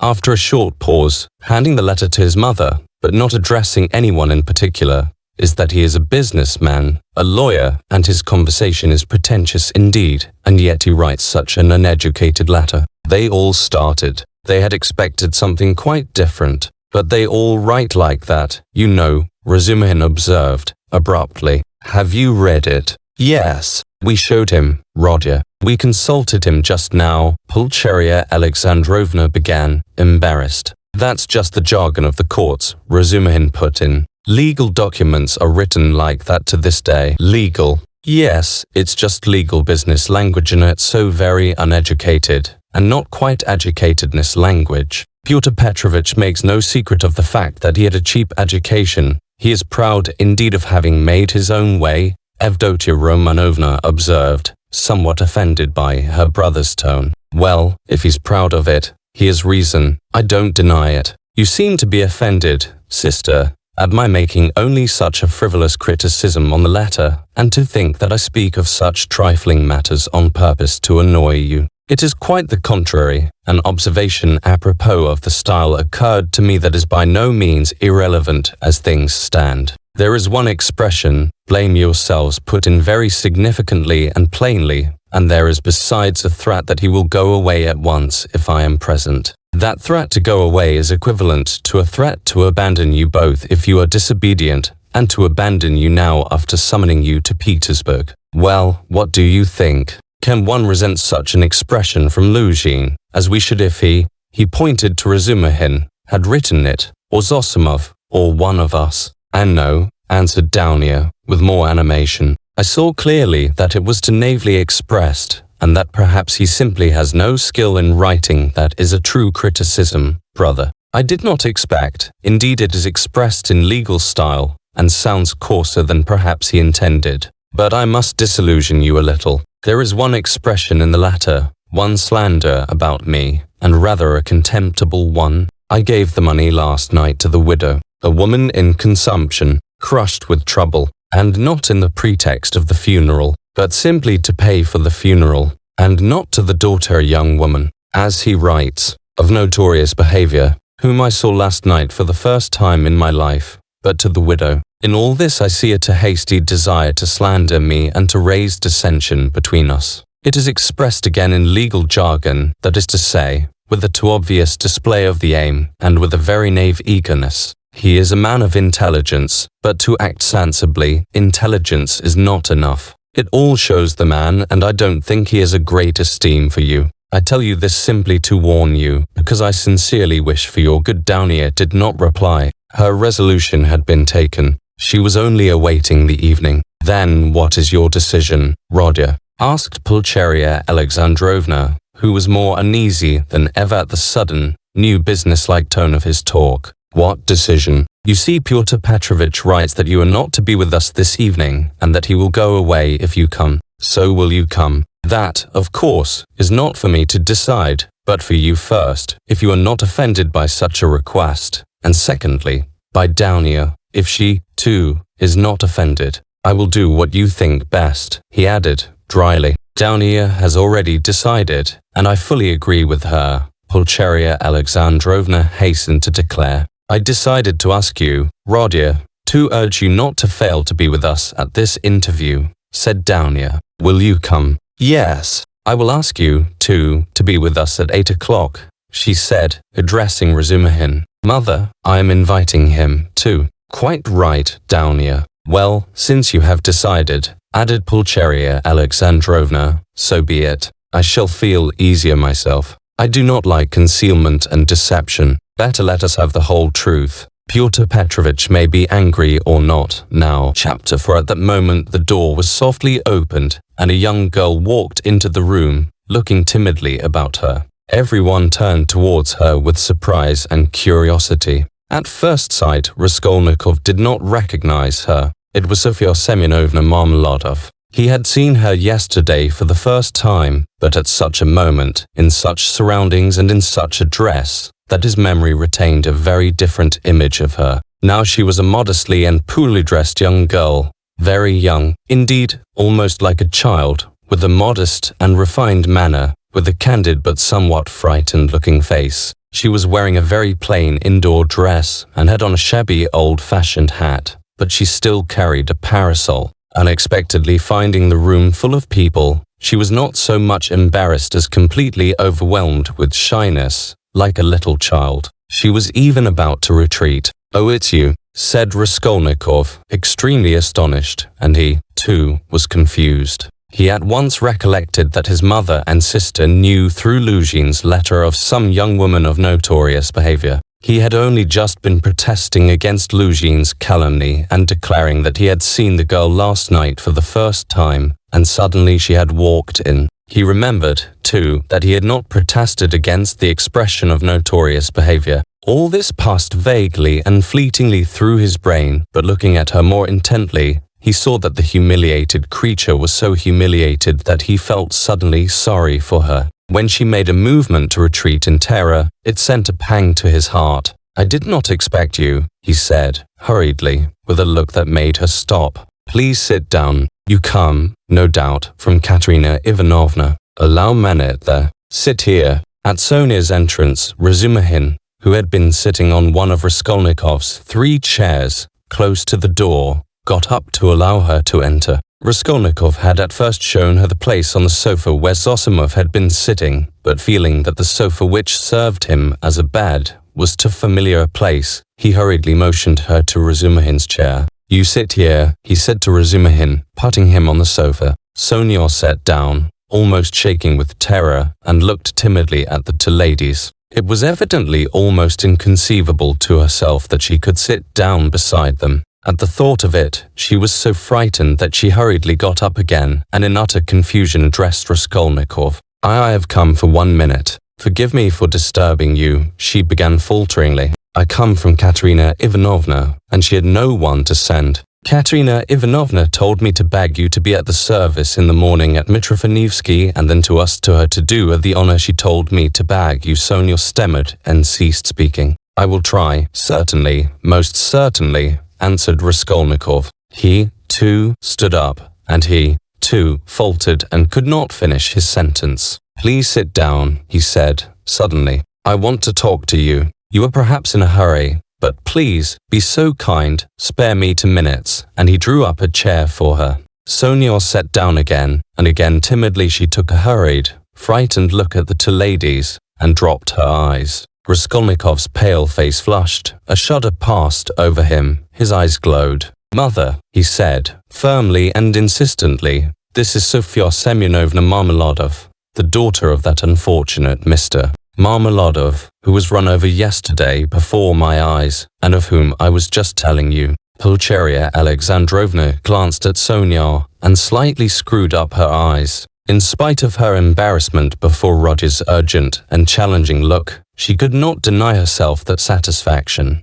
Downia gazed gravely and intently into the poor girl's face and scrutinized her with perplexity. Sonia, hearing herself introduced, tried to raise her eyes again, but was more embarrassed than ever. "I wanted to ask you," said Raskolnikov, hastily, "how things were arranged yesterday. You were not worried by the police, for instance." "No, that was all right. It was too evident. The cause of death, they did not worry us, only the lodgers are angry." "Why?" "At the body's remaining so long. You see it is hot now. So that, today, they will carry it to the cemetery, into the chapel, until tomorrow." At first Katerina Ivanovna was unwilling, but now she sees herself that it's necessary today. Then, "She begs you to do us the honor to be in the church tomorrow for the service, and then to be present at the funeral lunch." "She is giving a funeral lunch?" "Yes, just a little. She told me to thank you very much for helping us yesterday. But for you, we should have had nothing for the funeral."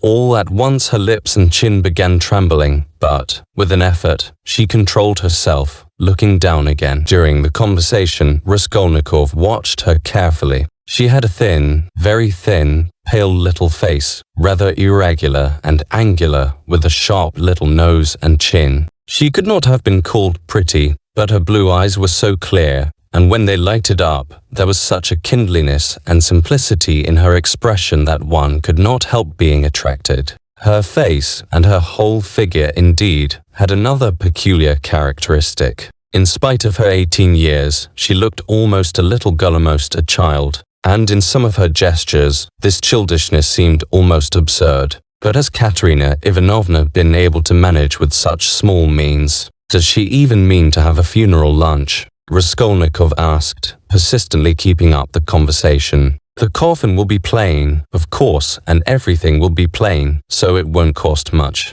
Katerina Ivanovna and I've reckoned it all out, so that there will be enough left, and Katerina Ivanovna was very anxious it should be so. You know one can't, it's a comfort to her she is like that, you know." I understand of course. Why do you look at my room like that? My mother has just said it is like a tomb. You gave us everything yesterday," Sonia said suddenly, in reply, in a loud rapid whisper, and again she looked down in confusion. Her lips and chin were trembling once more. She had been struck at once by Raskolnikov's poor surroundings, and now these words broke out spontaneously. A silence followed. There was a light in Downia's eyes, and even Pulcheria Alexandrovna looked kindly at Sonia. "Rodia," she said, getting up, "we shall have dinner together, of course. Come, Downia. And you, Rodia, had better go for a little walk, and then rest and lie down before you come to see us. I am afraid we have exhausted you."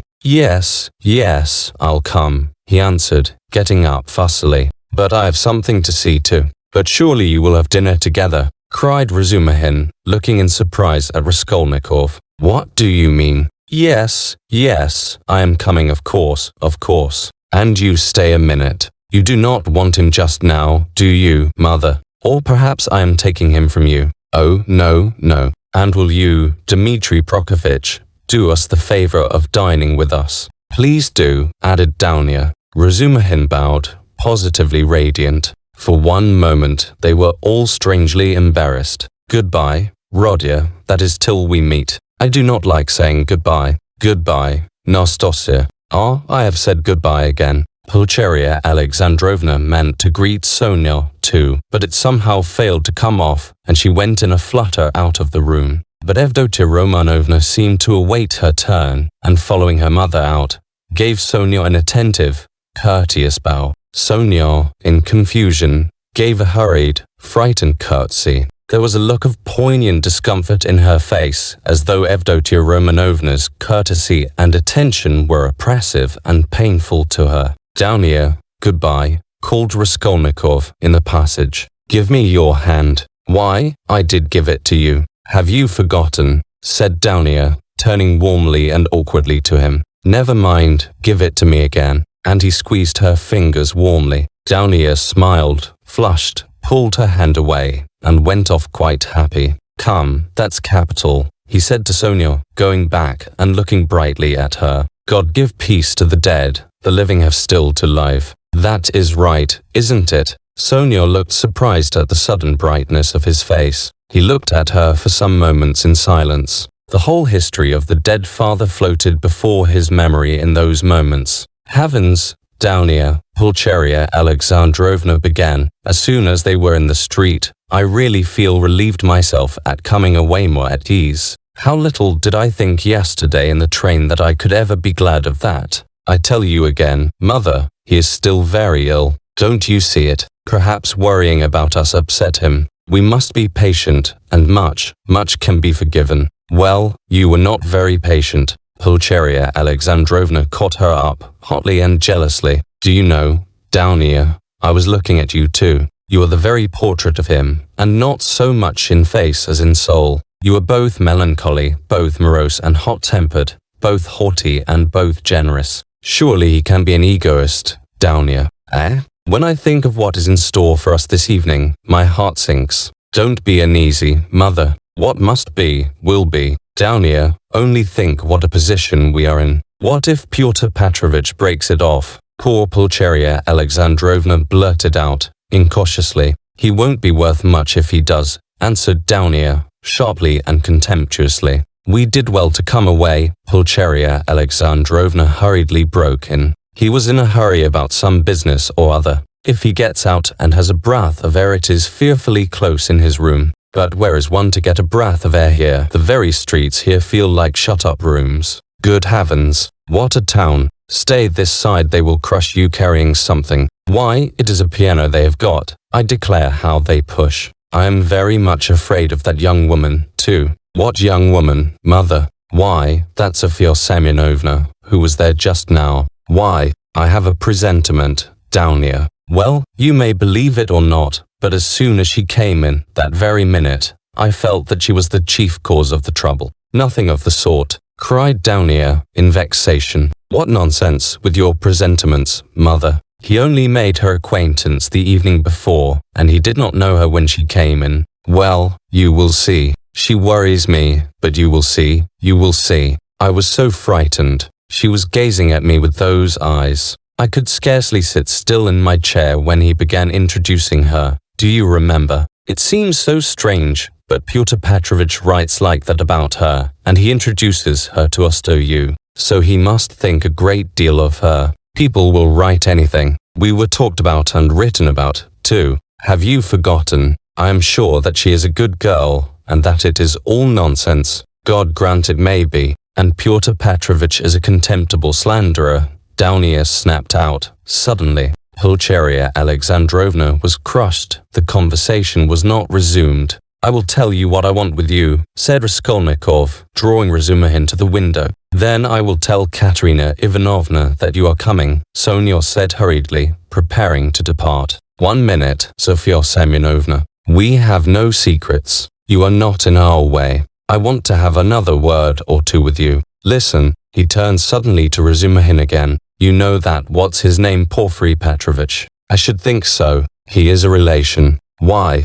added the latter, with interest. "Is not he managing that case you know, about that murder? You were speaking about it yesterday." "Yes, well." Razumihin's eyes opened wide. "He was inquiring for people who had pawned things, and I have some pledges there. 2 triflisa ring my sister gave me as a keepsake when I left home, and my father's silver watch. They are only worth 5 or 6 rubles altogether, but I value them. So what am I to do now? I do not want to lose the things, especially the watch. I was quaking just now, for fear Mother would ask to look at it, when we spoke of Downia's watch. It is the only thing of Father's left us. She would be ill if it were lost. You know what women are. So tell me what to do. I know I ought to have given notice at the police station, but would it not be better to go straight to Porfiry? Eh? What do you think? The matter might be settled more quickly. You see, Mother may ask for it before dinner. Certainly not to the police station. Certainly to Porfiry, Razumihin shouted in extraordinary excitement. Well, how glad I am. Let us go at once. It is a couple of steps. We shall be sure to find him. Very well, let us go. And he will be very, very glad to make your acquaintance. I have often talked to him of you at different times. I was speaking of you yesterday. Let us go. So you knew the old woman. So that's it. It is all turning out splendidly. Oh, yes, Sofya Semyonovna, corrected Raskolnikov.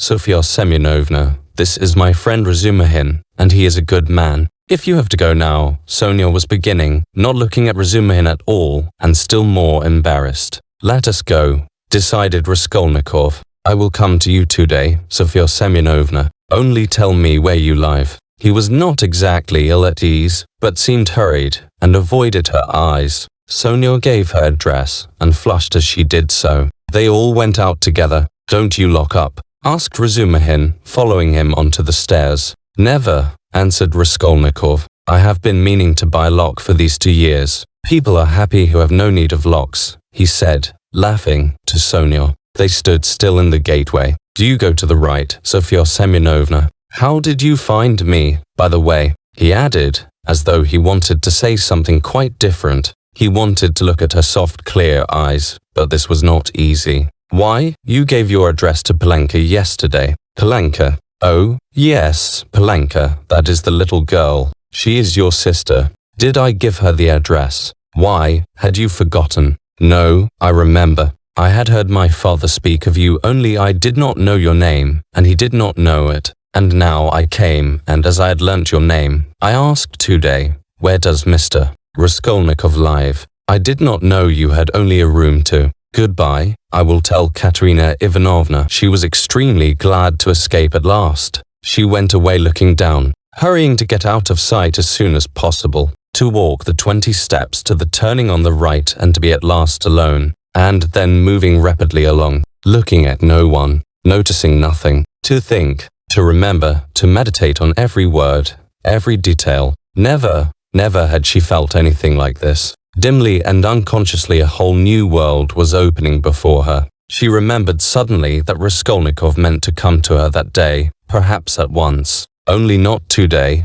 Please, not today. She kept muttering with a sinking heart, as though entreating someone, like a frightened child. Mercy, to me to that room he will see, oh, dear. She was not capable at that instant of noticing an unknown gentleman who was watching her and following at her heels. He had accompanied her from the gateway. At the moment when Razumihin, Raskolnikov, and she stood still at parting on the pavement, this gentleman, who was just passing, started on hearing Sonia's words, and I asked where Mr. Raskolnikov lived. He turned a rapid but attentive look upon all three, especially upon Raskolnikov, to whom Sonia was speaking, then looked back and noted the house. All this was done in an instant as he passed, and trying not to betray his interest, he walked on more slowly as though waiting for something. He was waiting for Sonia. He saw that they were parting, and that Sonia was going home. Home? Where? I've seen that face somewhere, he thought.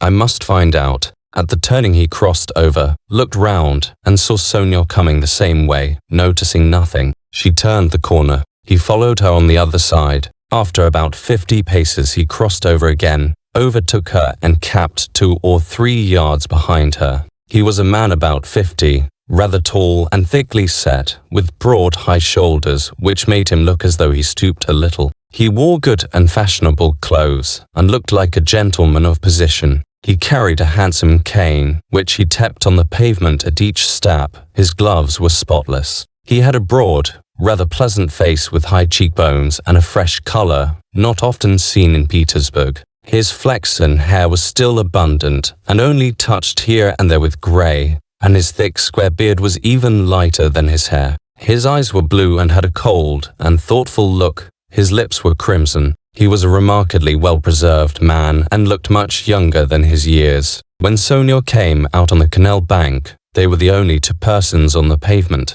He observed her dreaminess and preoccupation. On reaching the house where she lodged, Sonia turned in at the gate. He followed her, seeming rather surprised. In the courtyard she turned to the right corner. "Ah," muttered the unknown gentleman, and mounted the stairs behind her. Only then Sonia noticed him. She reached the 3rd story, turned down the passage, and rang at No. 9. On the door was inscribed in chalk, Kapanomov, tailor. Ah, the stranger repeated again, wondering at the strange coincidence, and he rang next door, at No. 8. The doors were 2 or 3 yards apart. You lodge at Kapanomov's, he said, looking at Sonia and laughing. He altered a waistcoat for me yesterday. I am staying close here at Madame Reslich's. How odd. Sonia looked at him attentively. We are neighbors, he went on gaily. I only came to town the day before yesterday. Goodbye for the present. Sonia made no reply. The door opened and she slipped in. She felt for some reason ashamed and uneasy. On the way to Porfiry's, Razumihin was obviously excited. That's capital, brother, he repeated several times, and I am glad. I am glad. What are you glad about? Raskolnikov thought to himself. I didn't know that you pledged things at the old woman's, too. And was it long ago? I mean, was it long since you were there? What a simple-hearted fool he is. When was it? Raskolnikov stopped still to recollect. 2 or 3 days before her death it must have been. But I am not going to redeem the things now, he put in with a sort of hurried and conspicuous solicitude about the things. I've not more than a silver ruble left after last night's accursed delirium. He laid special emphasis on the delirium. Yes, Razumihin hastened to agree with what was not clear. Then that's why you were stuck partly, you know, in your delirium you were continually mentioning some rings or chains. Yes, that's clear. It's all clear now. Hullo, how that idea must have got about among them. Here this man will go to the stake for me, and I find him delighted at having it cleared up why I spoke of rings in my delirium. What a hold the idea must have on all of them. Shall we find him? He asked suddenly. Oh, yes, Razumihin answered quickly. He is a nice fellow, you will see. Brother, rather clumsy, that is to say, he is a man of polished manners, but I mean clumsy in a different sense. He is an intelligent fellow, very much so indeed, but he has his own range of ideas. He is incredulous, sceptical, cynical. He likes to impose on people, or rather to make fun of them. His is the old, circumstantial method, but he understands his work thoroughly. Last year he cleared up a case of murder in which the police had hardly a clue. He is very, very anxious to make your acquaintance. On what grounds is he so anxious? Oh, it's not exactly, you see. Since you've been ill I happen to have mentioned you several times. So, when he heard about your being a law student and not able to finish your studies, he said, what a pity. And so I concluded from everything together, not only that. Yesterday Zametov, you know, Rodion. I talked some nonsense on the way home to you yesterday. When I was drunk, I am afraid, brother, of your exaggerating it, you see. What? That they think I am a madman. Maybe they are right, he said with a constrained smile. Yes, that is, pooh, no. But all that I said, and there was something else too, it was all nonsense, drunken nonsense. But why are you apologizing? I am so sick of it all. Raskolnikov cried with exaggerated irritability. It was partly assumed, however. I know, I understand. Believe me, I understand. One's ashamed to speak of it. If you are ashamed, then don't speak of it. Both were silent. Razumihin was more than ecstatic, and Raskolnikov perceived it with repulsion. He was alarmed, too, by what Razumihin had just said about Porfiry. I shall have to pull a long face with him too, he thought, with a beating heart, and he turned white and do it naturally, too. But the most natural thing would be to do nothing at all. Carefully do nothing at all. No, carefully would not be natural again. Oh, well, we shall see how it turns out. We shall see directly. Is it a good thing to go or not? The butterfly flies to the light. My heart is beating, that's what's bad. In this grey house, said Razumihin. The most important thing, does Porfiry know that I was at the old hag's flat yesterday and asked about the blood? I must find that out instantly, as soon as I go in, find out from his face, otherwise I'll find out, if it's my ruin. I say, brother, he said suddenly, addressing Razumihin, with a sly smile, I have been noticing all day that you seem to be curiously excited. Isn't it so? Excited? Not a bit of it, said Razumihin, stung to the quick. Yes, brother, I assure you it's noticeable. Why, you sit on your chair in a way you never do sit, on the edge somehow, and you seem to be writhing all the time. You kept jumping up for nothing. One moment you were angry, and the next your face looked like a sweetmeat. You even blushed, especially when you were invited to dinner. You blushed awfully. Nothing of the sort. Nonsense. What do you mean? But why are you wriggling out of it, like a schoolboy? By Jove, there he's blushing again. What a pig you are. But why are you so shamefaced about it? Romeo, stay, I'll tell of you today. Ha ha ha, I'll make mother laugh, and someone else, to listen. Listen, listen, this is serious. What next, you fiend? Razumihin was utterly overwhelmed, turning cold with horror. What will you tell them? Come, brother Fu. What a pig you are. You are like a summer rose. And if only you knew how it suits you, a Romeo over 6 foot high. And how you've washed to dye you cleaned your nails, I declare. Eh? That's something unheard of. Why, I do believe you've got pomatum on your hair. Stand down, pig. Raskolnikov left as though he could not restrain himself. So laughing, they entered Porfiry Petrovitch's flat. This is what Raskolnikov wanted. From within they could be heard laughing as they came in, still guffawing in the passage. Not a word here or I'll brain you, Razumihin whispered furiously, seizing Raskolnikov by the shoulder. Chapter 5. Raskolnikov was already entering the room. He came in looking as though he had the utmost difficulty not to burst out laughing again. Behind him Razumihin strode in gawky and awkward, shamefaced and red as a peony, with an utterly crestfallen and ferocious expression. His face and whole figure really were ridiculous at that moment and amply justified Raskolnikov's laughter. Raskolnikov, not waiting for an introduction, bowed to Porfiry Petrovitch, who stood in the middle of the room looking inquiringly at them. He held out his hand and shook hands, still apparently making desperate efforts to subdue his mirth and utter a few words to introduce himself. But he had no sooner succeeded in assuming a serious air and muttering something when he suddenly glanced again as though accidentally at Razumihin and could no longer control himself. His stifled laughter broke out the more irresistibly the more he tried to restrain it.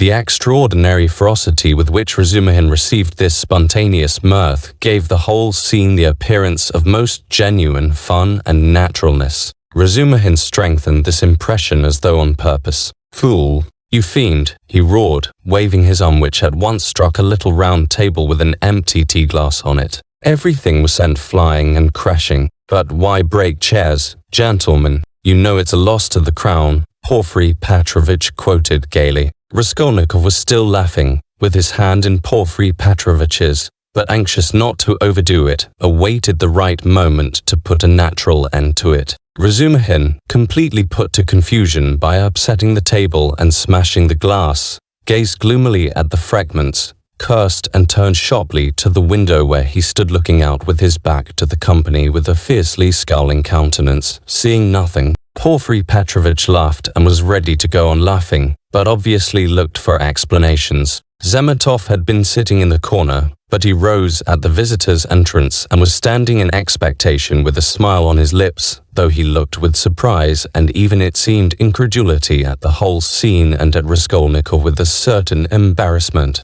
Zemetov's unexpected presence struck Raskolnikov unpleasantly. I've got to think of that, he thought. Excuse me, please, he began, affecting extreme embarrassment. Raskolnikov, not at all. Very pleasant to see you and how pleasantly you've come in. Why won't he even say good morning? Porfiry Petrovitch nodded at Razumihin. Upon my honor, I don't know why he is in such a rage with me. I only told him as we came along that he was like Romeo and proved it. And that was all, I think. Pig, ejaculated Razumihin, without turning round. There must have been very grave grounds for it, if he is so furious at the word. Porfiry laughed. Oh, you sharp lawyer, damn you all, snapped Razumihin, and suddenly bursting out laughing himself, he went up to Porfiry with a more cheerful face as though nothing had happened. That'll do. We are all fools. To come to business. This is my friend Rodion Raskolnikov. In the first place, he has heard of you and wants to make your acquaintance, and secondly, he has a little matter of business with you. Bah, Zemetov, what brought you here? Have you met before? Have you known each other long? What does this mean? Thought Raskolnikov uneasily. Zemetov seemed taken aback, but not very much so. Why, it was at your rooms we met yesterday. he said easily. Then I have been spared the trouble. All last week he was begging me to introduce him to you. Porfiry and you have sniffed each other out without me. Where is your tobacco? Porfiry Petrovitch was wearing a dressing gown, very clean linen, and trodden-down slippers. He was a man of about 35, short, stout even to corpulence, and clean-shaven. He wore his hair cut short and had a large round head, particularly prominent at the back. His soft, round, rather snub-nosed face was of a sickly yellowish color, but had a vigorous and rather ironical expression. It would have been good-natured except for a look in the eyes, which shone with a watery, mawkish light under almost white, blinking eyelashes. The expression of those eyes was strangely out of keeping with his somewhat womanish figure, and gave it something far more serious than could be guessed at first sight.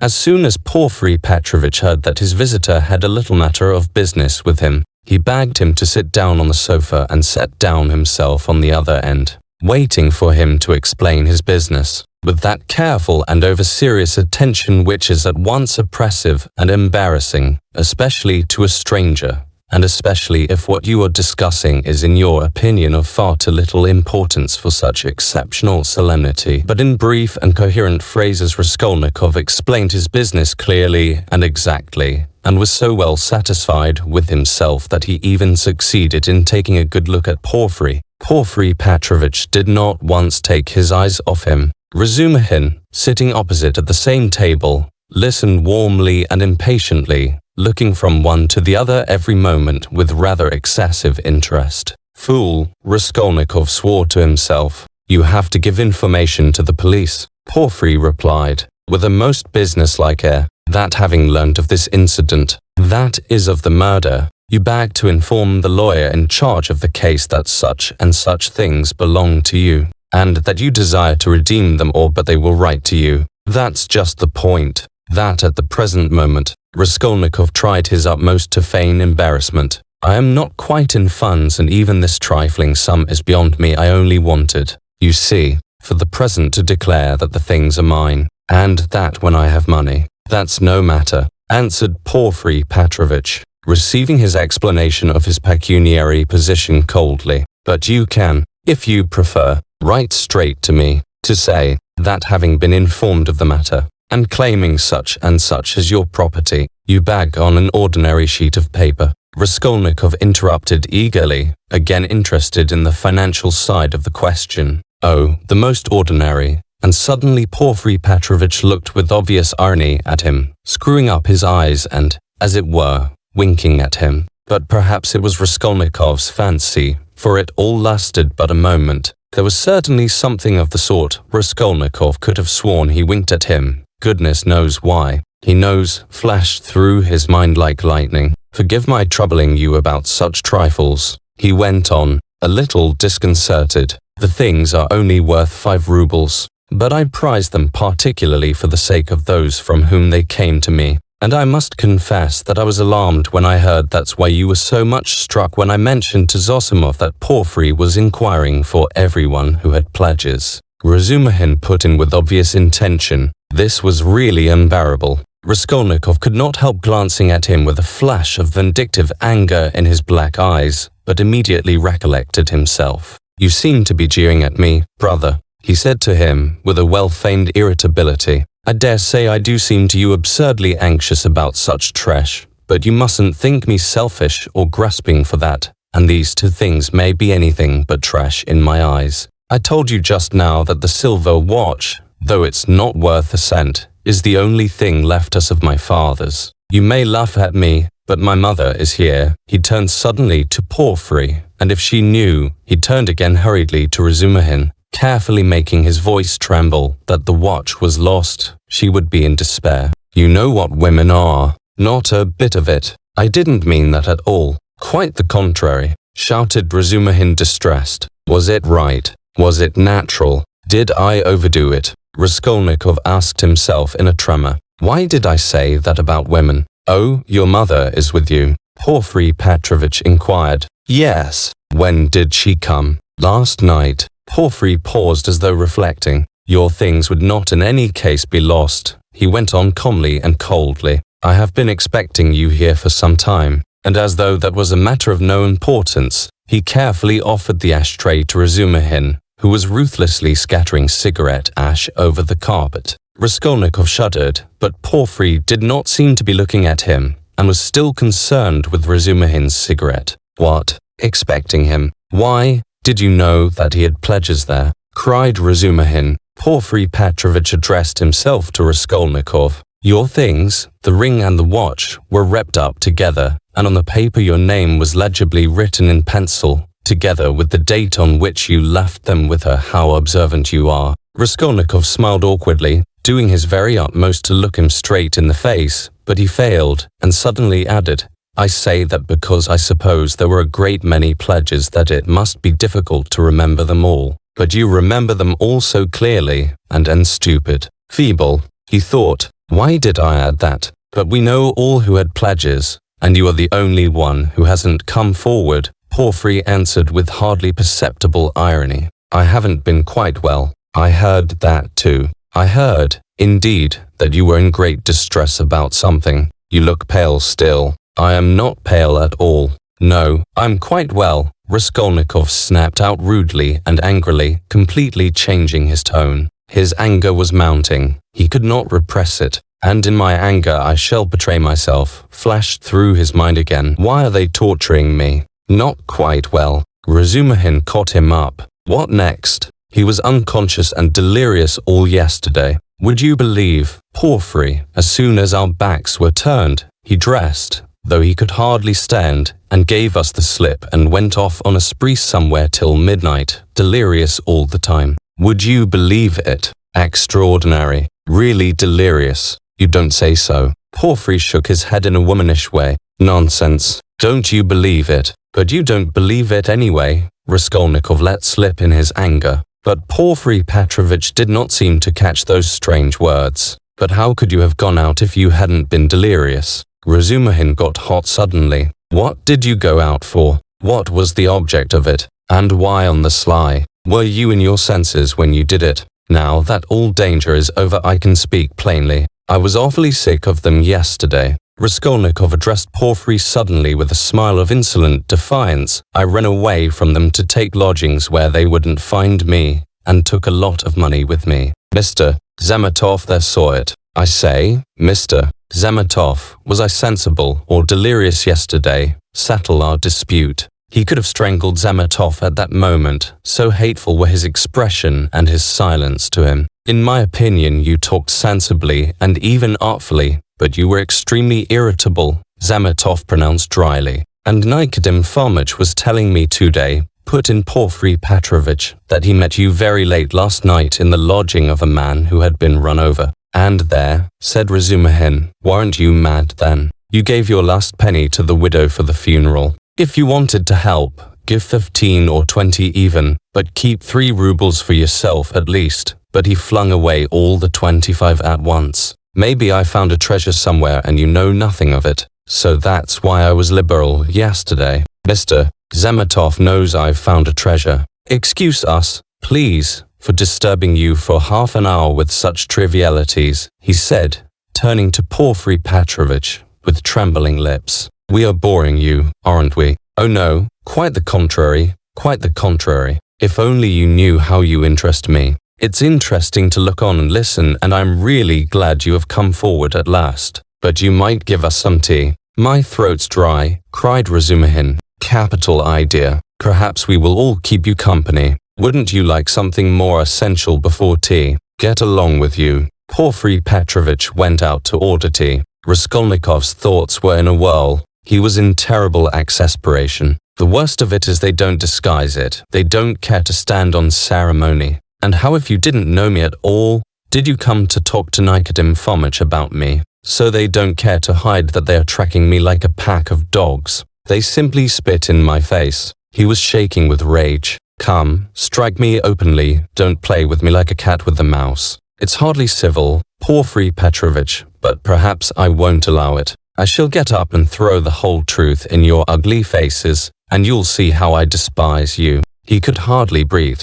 And what if it's only my fancy? What if I am mistaken, and through inexperience I get angry and don't keep up my nasty part? Perhaps it's all unintentional. All their phrases are the usual ones, but there is something about them. It all might be said, but there is something. Why did he say bluntly, with her? Why did Zametov add that I spoke artfully? Why do they speak in that tone? Yes, the tone. Razumihin is sitting here. Why does he see nothing? That innocent blockhead never does see anything. Feverish again. Did Porphyry wink at me just now? Of course it's nonsense. What could he wink for? Are they trying to upset my nerves or are they teasing me? Either it's ill fancy or they know. Even Zametov is rude.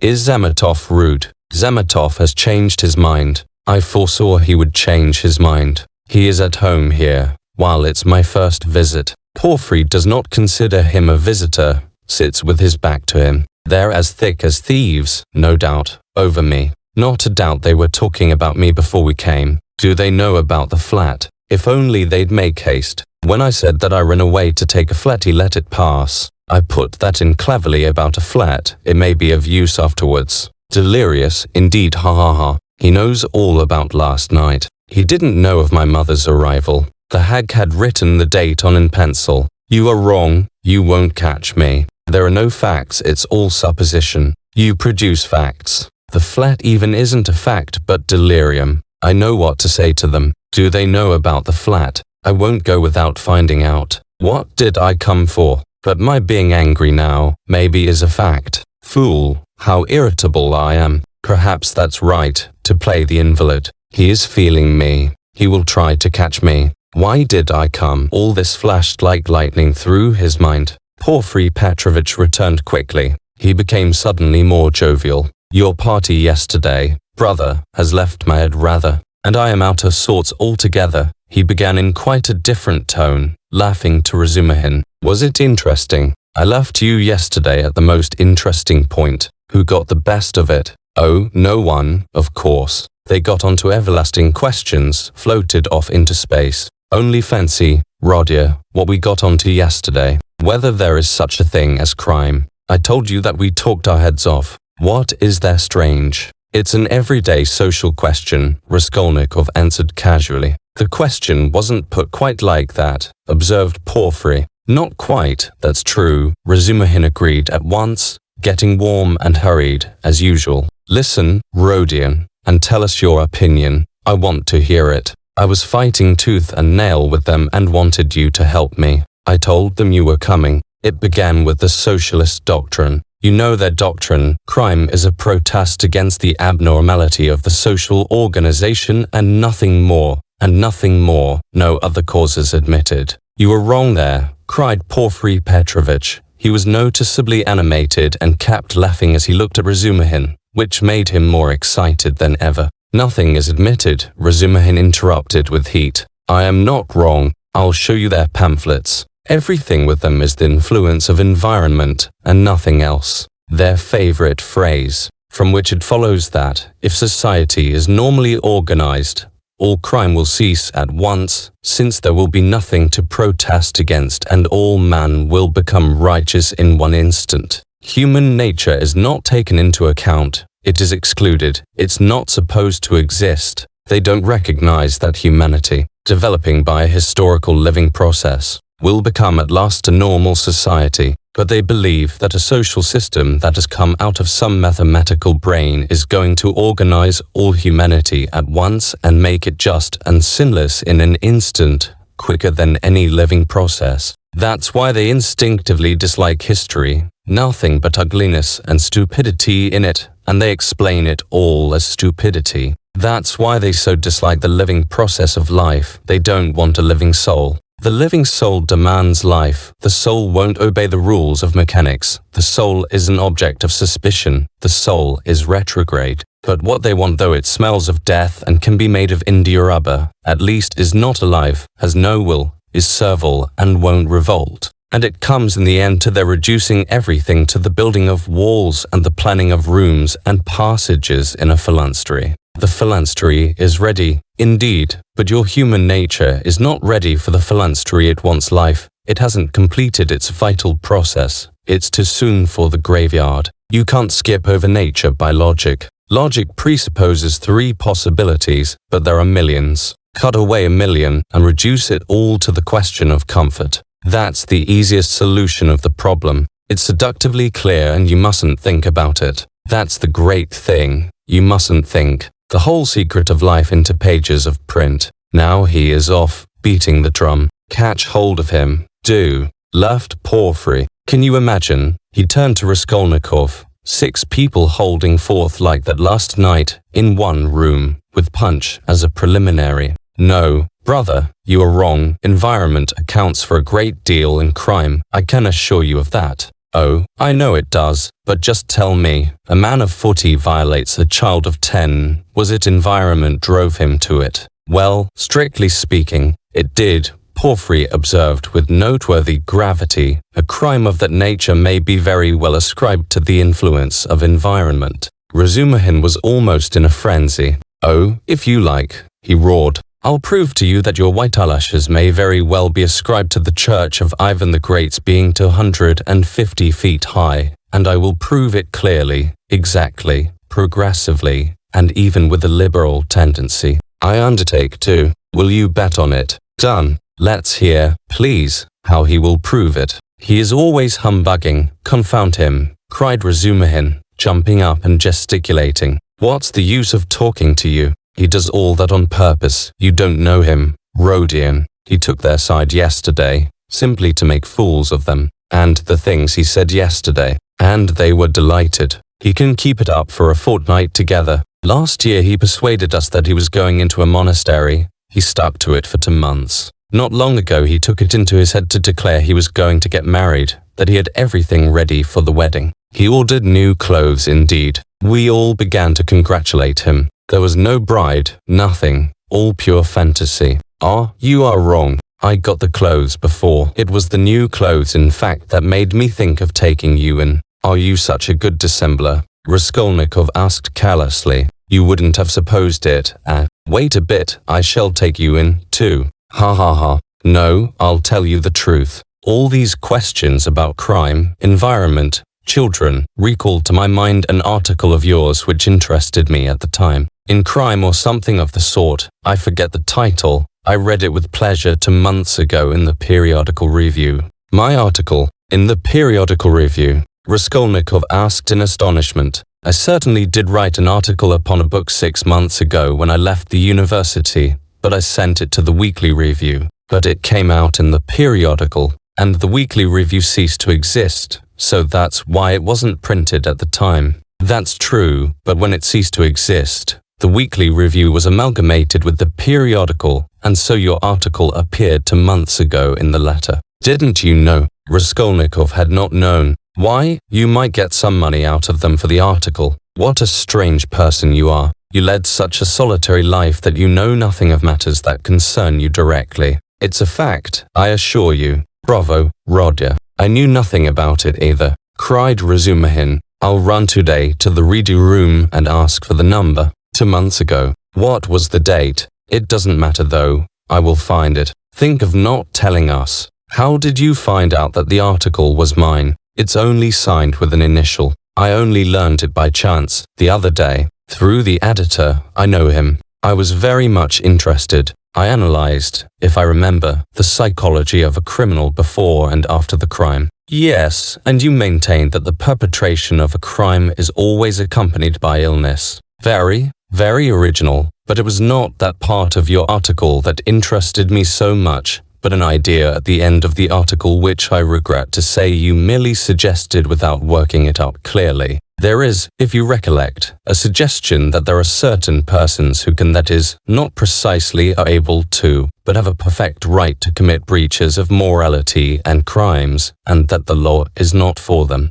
Raskolnikov smiled at the exaggerated and intentional distortion of his idea. What do you mean? A right to crime, but not because of the influence of environment? Razumihin inquired with some alarm. Even. No, not exactly because of it, answered Porfiry. In his article all men are divided into ordinary and extraordinary. Ordinary men have to live in submission, have no right to transgress the law, because, don't you see, they are ordinary. But extraordinary men have a right to commit any crime and to transgress the law in any way, just because they're extraordinary. That was your idea, if I am not mistaken. What do you mean? That can't be right. Razumihin muttered in bewilderment. Raskolnikov smiled again. He saw the point at once, and knew where they wanted to drive him. He decided to take up the challenge. That wasn't quite my contention, he began simply and modestly. Yet I admit that you have stated it almost correctly.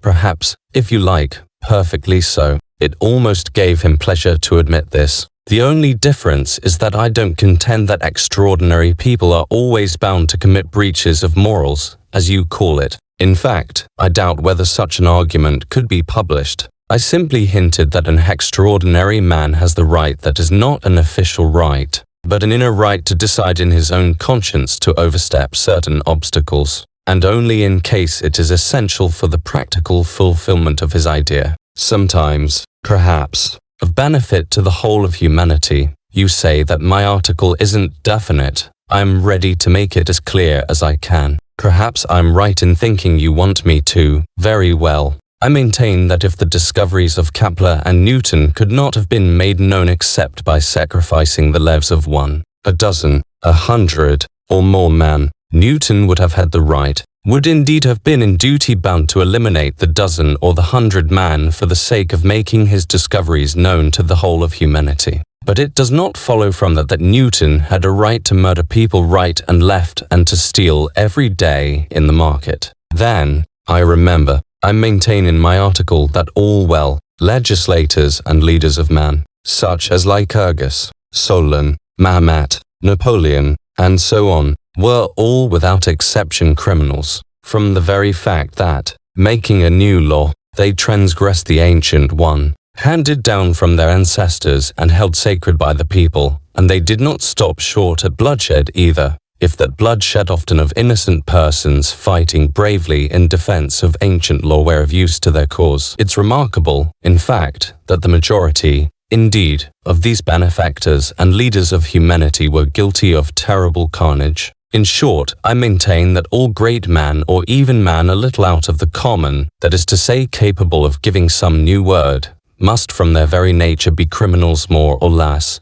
of course. Otherwise it's hard for them to get out of the common rut, and to remain in the common rut is what they can submit to from their very nature again, and to my mind they ought not, indeed, to submit to it. You see that there is nothing particularly new in all that. The same thing has been printed and read 1,000 times before. As for my division of people into ordinary and extraordinary, I acknowledge that it's somewhat arbitrary, but I don't insist upon exact numbers. I only believe in my leading idea that men are in general divided by a law of nature into 2 categories: inferior, ordinary, that is, so to say, material, that serves only to reproduce its kind, and men who have the gift or the talent to utter a new word. There are, of course, innumerable subdivisions, but the distinguishing features of both categories are fairly well marked. The first category, generally speaking, are men conservative in temperament and law-abiding. They live under control and love to be controlled.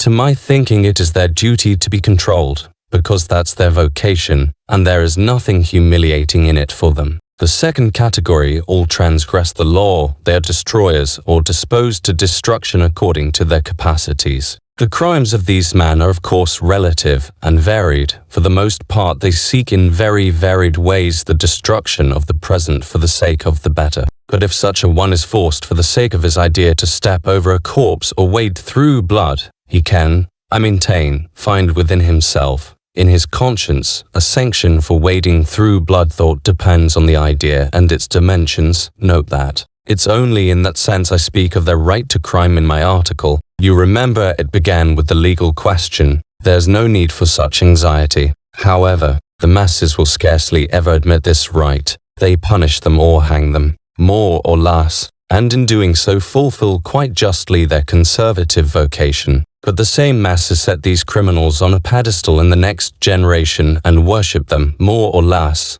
The first category is always the man of the present, the second the man of the future. The first preserve the world and people it, the second move the world and led it to its goal. Each class has an equal right to exist. In fact, all have equal rights with me and vive la guerre éternelle, the New Jerusalem, of course. Then you believe in the New Jerusalem, do you? I do, Raskolnikov answered firmly. As he said these words, and during the whole preceding tirade he kept his eyes on one spot on the carpet. And do you believe in God? Excuse my curiosity. I do, repeated Raskolnikov, raising his eyes to Porfiry. And do you believe in Lazarus rising from the dead? I do. Why do you ask all this? You believe it literally. Literally? You don't say so. I asked from curiosity. Excuse me, but let us go back to the question. They're not always executed. Some, on the contrary, triumph in their lifetime.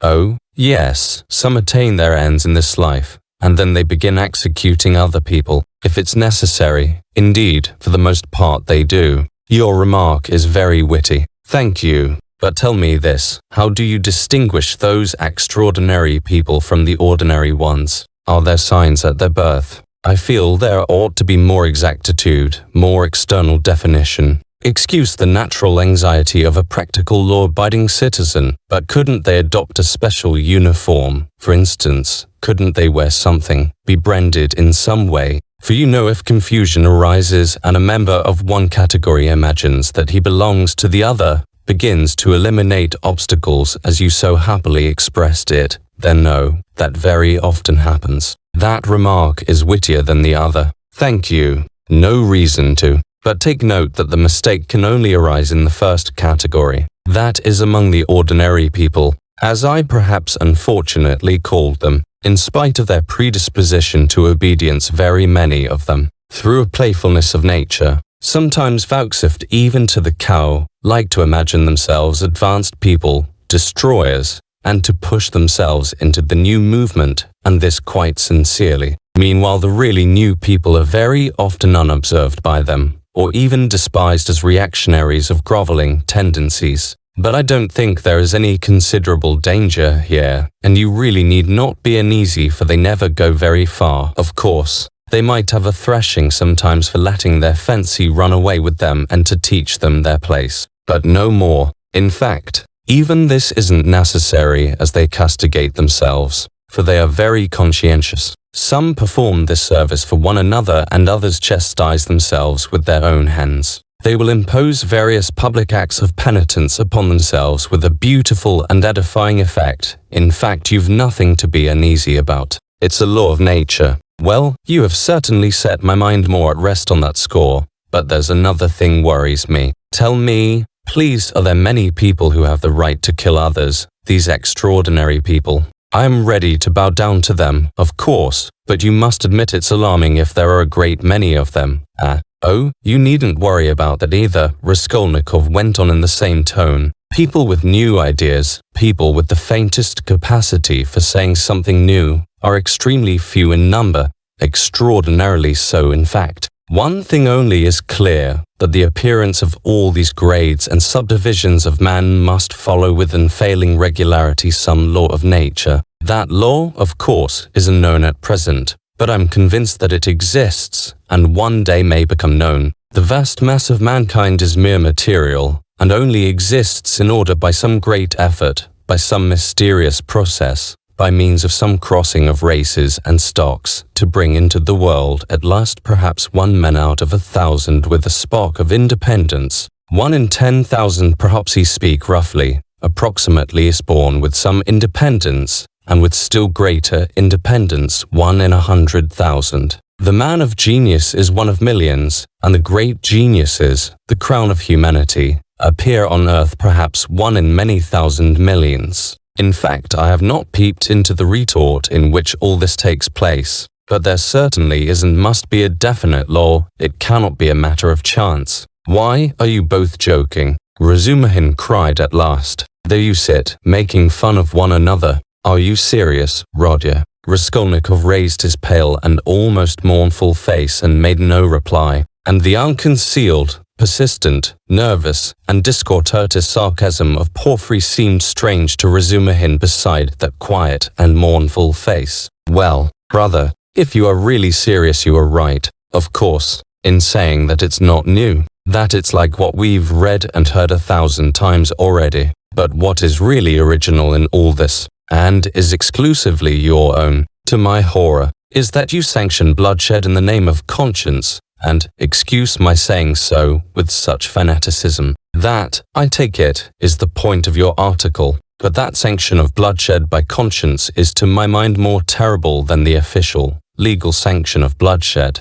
You are quite right, it is more terrible, Porphyry agreed. Yes, you must have exaggerated. There is some mistake. I shall read it. You can't think that. I shall read it. All that is not in the article, there's only a hint of it, said Raskolnikov. Yes, yes. Porphyry couldn't sit still. Your attitude to crime is pretty clear to me now, but excuse me for my impertinence. I'm really ashamed to be worrying you like this. You see, you've removed my anxiety as to the two grades getting mixed, but there are various practical possibilities that make me uneasy. What if some man or youth imagines that he is a Lycurgus or Mahomet, a future one of course seen? Suppose he begins to remove all obstacles. He has some great enterprise before him and needs money for it and tries to get it. Do you see? Zemetov gave a sudden guffaw in his corner. Raskolnikov did not even raise his eyes to him. I must admit, he went on calmly, that such cases certainly must arise.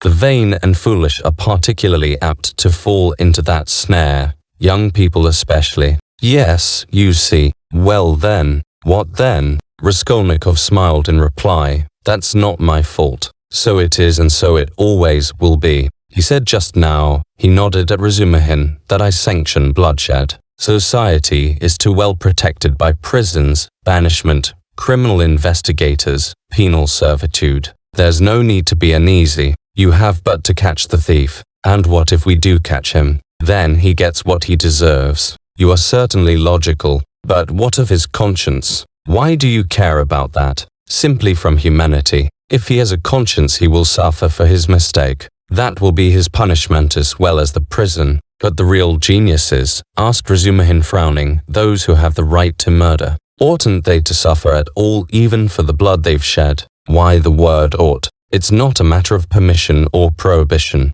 He will suffer if he is sorry for his victim. Pain and suffering are always inevitable for a large intelligence and a deep heart. The really great man must, I think, have great sadness on earth. He added dreamily, not in the tone of the conversation. He raised his eyes, looked earnestly at them all, smiled, and took his cap. He was too quiet by comparison with his manner at his entrance, and he felt this. Everyone got up. Well, you may abuse me, be angry with me if you like. Porphyry Petrovitch began again, but I can't resist. Allow me one little question. I know I am troubling you. There is just one little notion I want to express, simply that I may not forget it. Very good. Tell me your little notion. Raskolnikov stood waiting, pale and grave before him. Well, you see, I really don't know how to express it properly. It's a playful, psychological idea. When you were writing your article, surely you couldn't have helped,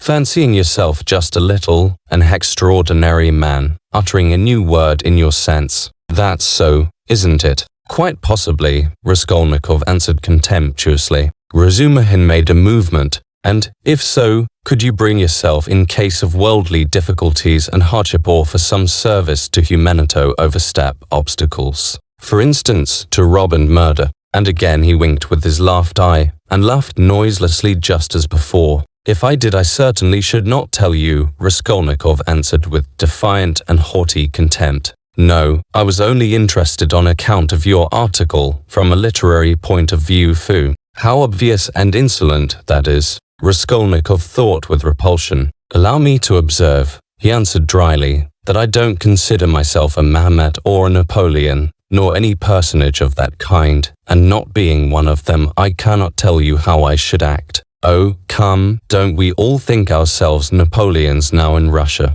Porphyry Petrovitch said with alarming familiarity. Something peculiar betrayed itself in the very intonation of his voice. Perhaps it was one of these future Napoleons who did for Leona Ivanovna last week. Zemetov blurted out from the corner. Raskolnikov did not speak, but looked firmly and intently at Porphyry. Razumihin was scowling gloomily. He seemed before this to be noticing something. He looked angrily around. There was a minute of gloomy silence. Raskolnikov turned to go. Are you going already? Porphyry said amiably, holding out his hand with excessive politeness. Very, very glad of your acquaintance. As for your request, have no uneasiness, write just as I told you, or, better still, come to me there yourself in a day or to tomorrow indeed. I shall be there at 11 o'clock for certain. We'll arrange it all, we'll have a talk. As one of the last to be there, you might perhaps be able to tell us something, he added with the most good-natured expression. You want to cross-examine me officially in due form?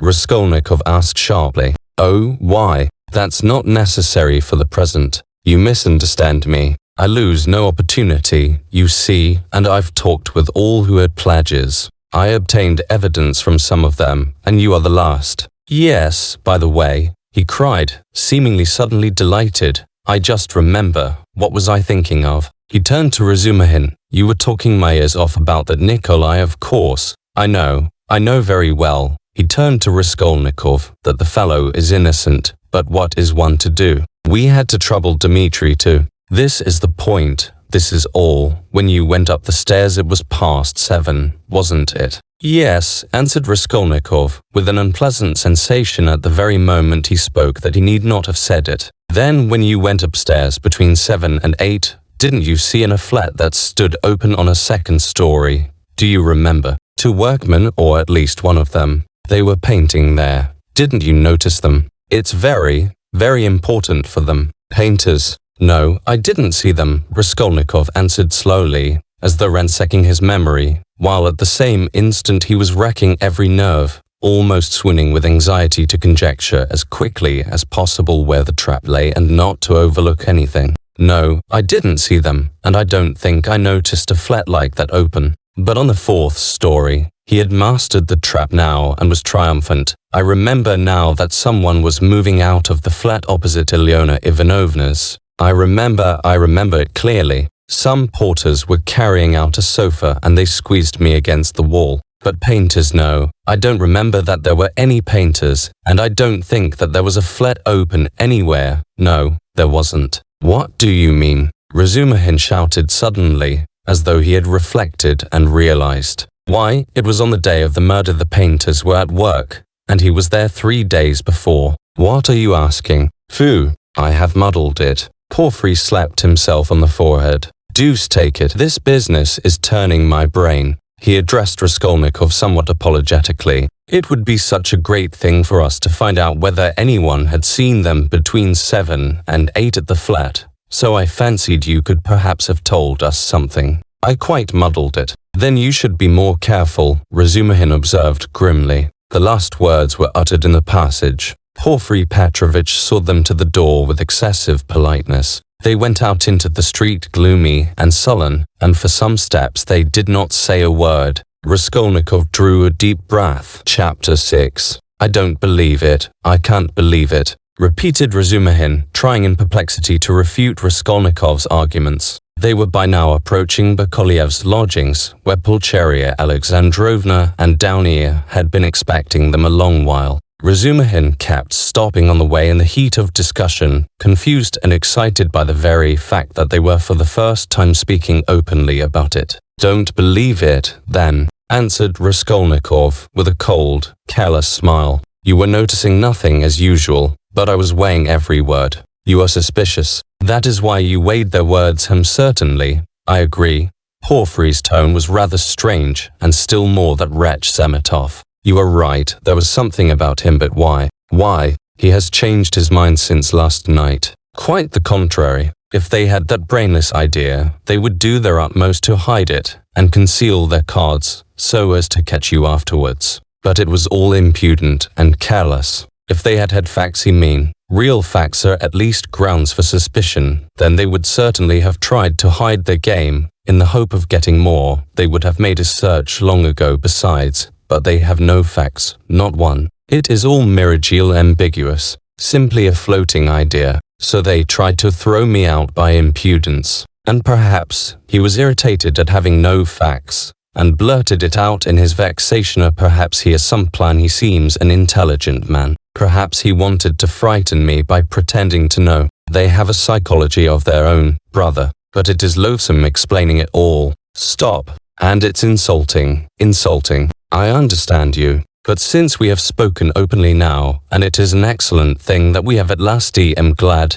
I will own now frankly that I noticed it in them long ago, this idea. Of course the merest hint only an insinuation, but why an insinuation even? How dare they? What foundation have they? If only you knew how furious I have been. Think only, simply because a poor student, unhinged by poverty and hypochondria, on the eve of a severe delirious illness, note that, suspicious, vain, proud, who has not seen a soul to speak to for 6 months, in rags and in boots without soles, has to face some wretched policemen and put up with their insolence and the unexpected debt thrust under his nose, the I.O.U. presented by Chabarov, the new paint, 30 degrees rumor and a stifling atmosphere, a crowd of people, the talk about the murder of a person where he had been just before, and all that on an empty stomach might well have a fainting fit. And that is what they found it all on, damn them.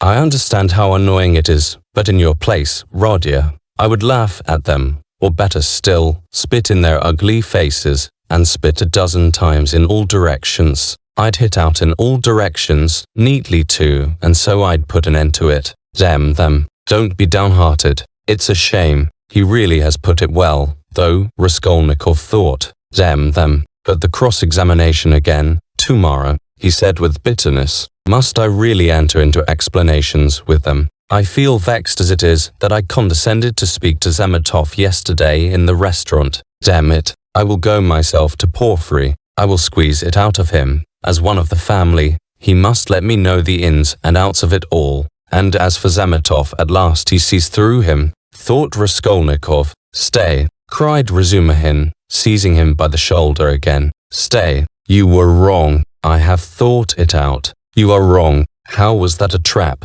You say that the question about the workmen was a trap. But if you had done that, could you have said you had seen them painting the flat and the workmen? On the contrary, you would have seen nothing, even if you had seen it. Who would own it against himself? If I had done that thing, I should certainly have said that I had seen the workmen and the flat, Raskolnikov answered, with reluctance and obvious disgust. But why speak against yourself? Because only peasants, or the most inexperienced novices deny everything flatly at examinations. If a man is ever so little developed and experienced, he will certainly try to admit all the external facts that can't be avoided, but will seek other explanations of them, will introduce some special, unexpected turn, that will give them another significance and put them in another light. Porfiry might well reckon that I should be sure to answer so, and say I had seen them to give an air of truth, and then make some explanation. But he would have told you at once that the workmen could not have been there 2 days before, and that therefore you must have been there on the day of the murder at 8 o'clock. And so he would have caught you over a detail. Yes, that is what he was reckoning on, that I should not have time to reflect, and should be in a hurry to make the most likely answer, and so would forget that the workmen could not have been there 2 days before. But how could you forget it? Nothing easier. It is in just such stupid things clever people are most easily caught. The more cunning a man is, the less he suspects that he will be caught in a simple thing. The more cunning a man is, the simpler the trap he must be caught in. Porfiry is not such a fool as you think. He is a knave then, if that is so. Raskolnikov could not help laughing, but at the very moment, he was struck by the strangeness of his own frankness, and the eagerness with which he had made this explanation, though he had kept up all the preceding conversation with gloomy repulsion, obviously with a motive, from necessity. I'm getting a relish for certain aspects, he thought to himself, but almost at the same instant he became suddenly uneasy, as though an unexpected and alarming idea had occurred to him. His uneasiness kept on increasing. They had just reached the entrance to Bakolyev's. Go in alone, said Raskolnikov suddenly. I will be back directly. Where are you going? Why, we are just here. I can't help it. I will come in half an hour. Tell them. Say what you like. I will come with you. You, too, want to torture me. He screamed, with such bitter irritation, such despair in his eyes that Razumihin's hands dropped. He stood for some time on the steps, looking gloomily at Raskolnikov striding rapidly away in the direction of his lodging. At last, gritting his teeth and clenching his fist, He swore he would squeeze Porphyry like a lemon that very day, and went up the stairs to reassure Pulcheria Alexandrovna, who was by now alarmed at their long absence. When Raskolnikov got home, his hair was soaked with sweat and he was breathing heavily. He went rapidly up the stairs, walked into his unlocked room and at once fastened the latch. Then in senseless terror he rushed to the corner, to that hole under the paper where he had put the things, put his hand in, and for some minutes felt carefully in the hole, in every crack and fold of the paper. Finding nothing, he got up and drew a deep breath. As he was reaching the steps of Bakolyev's, he suddenly fancied that something, a chain, a stud or even a bit of paper in which they had been wrapped with the old woman's handwriting on it, might somehow have slipped out and been lost in some crack, and then might suddenly turn up as unexpected, conclusive evidence against him. He stood as though lost in thought, and a strange, humiliated, half-senseless smile strayed on his lips. He took his cap at last and went quietly out of the room. His ideas were all tangled. He went dreamily through the gateway. "Here he is himself," shouted a loud voice. He raised his head. The porter was standing at the door of his little room and was pointing him out to a short man who looked like an artisan, wearing a long coat and a waistcoat, and looking at a distance remarkably like a woman.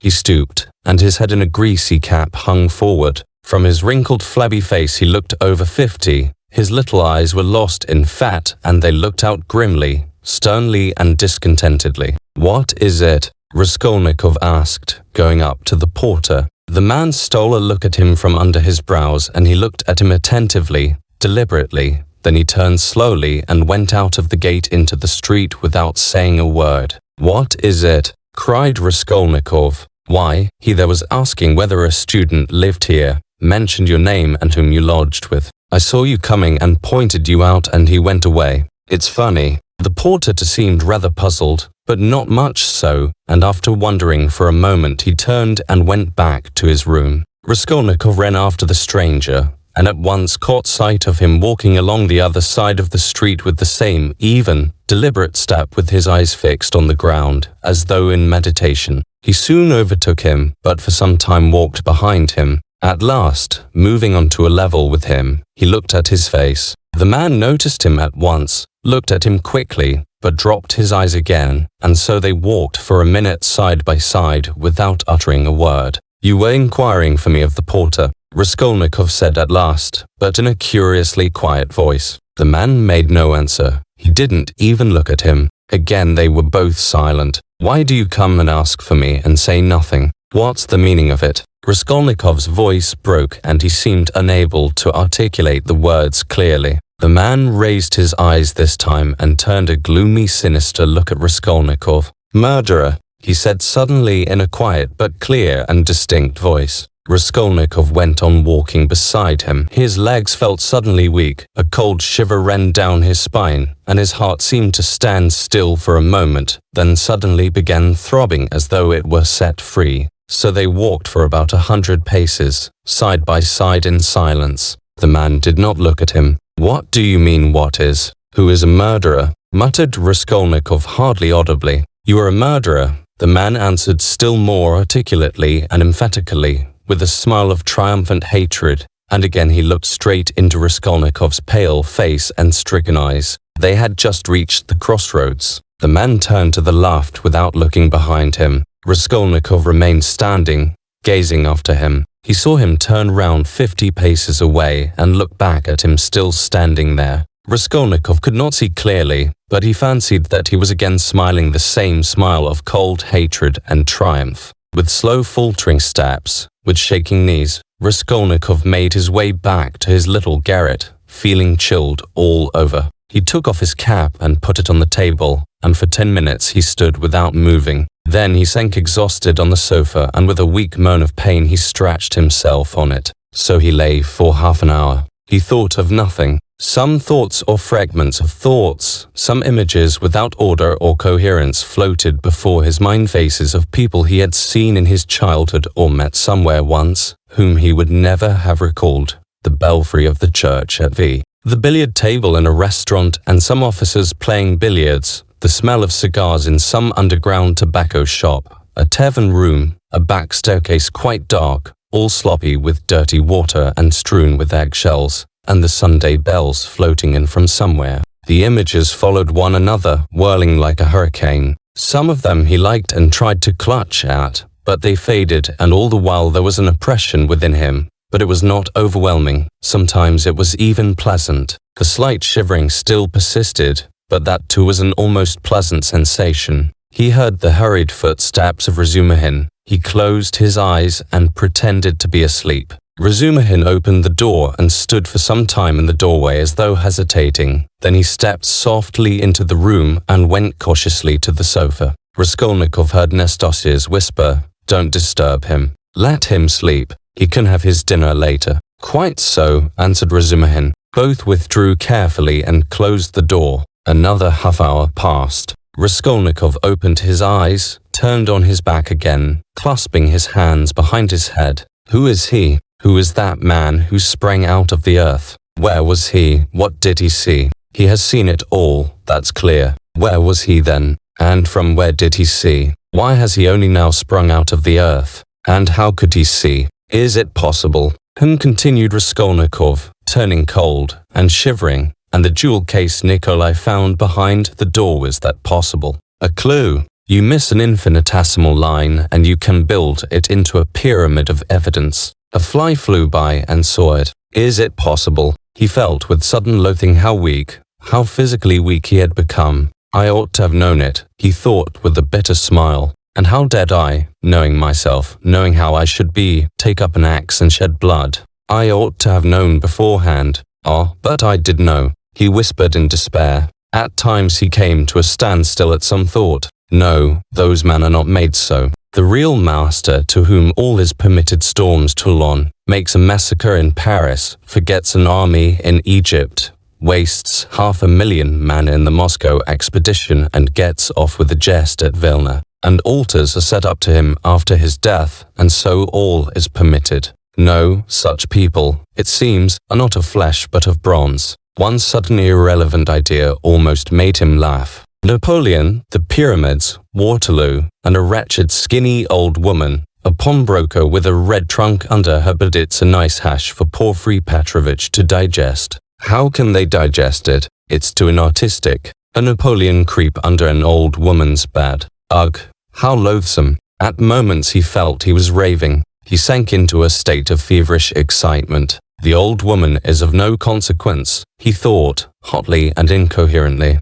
The old woman was a mistake perhaps, but she is not what matters. The old woman was only an illness. I was in a hurry to overstep. I didn't kill a human being, but a principle. I killed the principle, but I didn't overstep. I stopped on this side. I was only capable of killing, and it seems I wasn't even capable of that principle. Why was that fool Razumihin abusing the socialists? They're industrious, commercial people. The happiness of all is their case. No, life is only given to me once and I shall never have it again. I don't want to wait for the happiness of all. I want to live myself, or else better not live at all. I simply couldn't pass by my mother starving, keeping my ruble in my pocket while I waited for the happiness of all. I am putting my little brick into the happiness of all, and so my heart is at peace. Ha ha, why have you let me slip? I only live once, I to want. Ack, I am an static louse and nothing more, he added suddenly, laughing like a madman.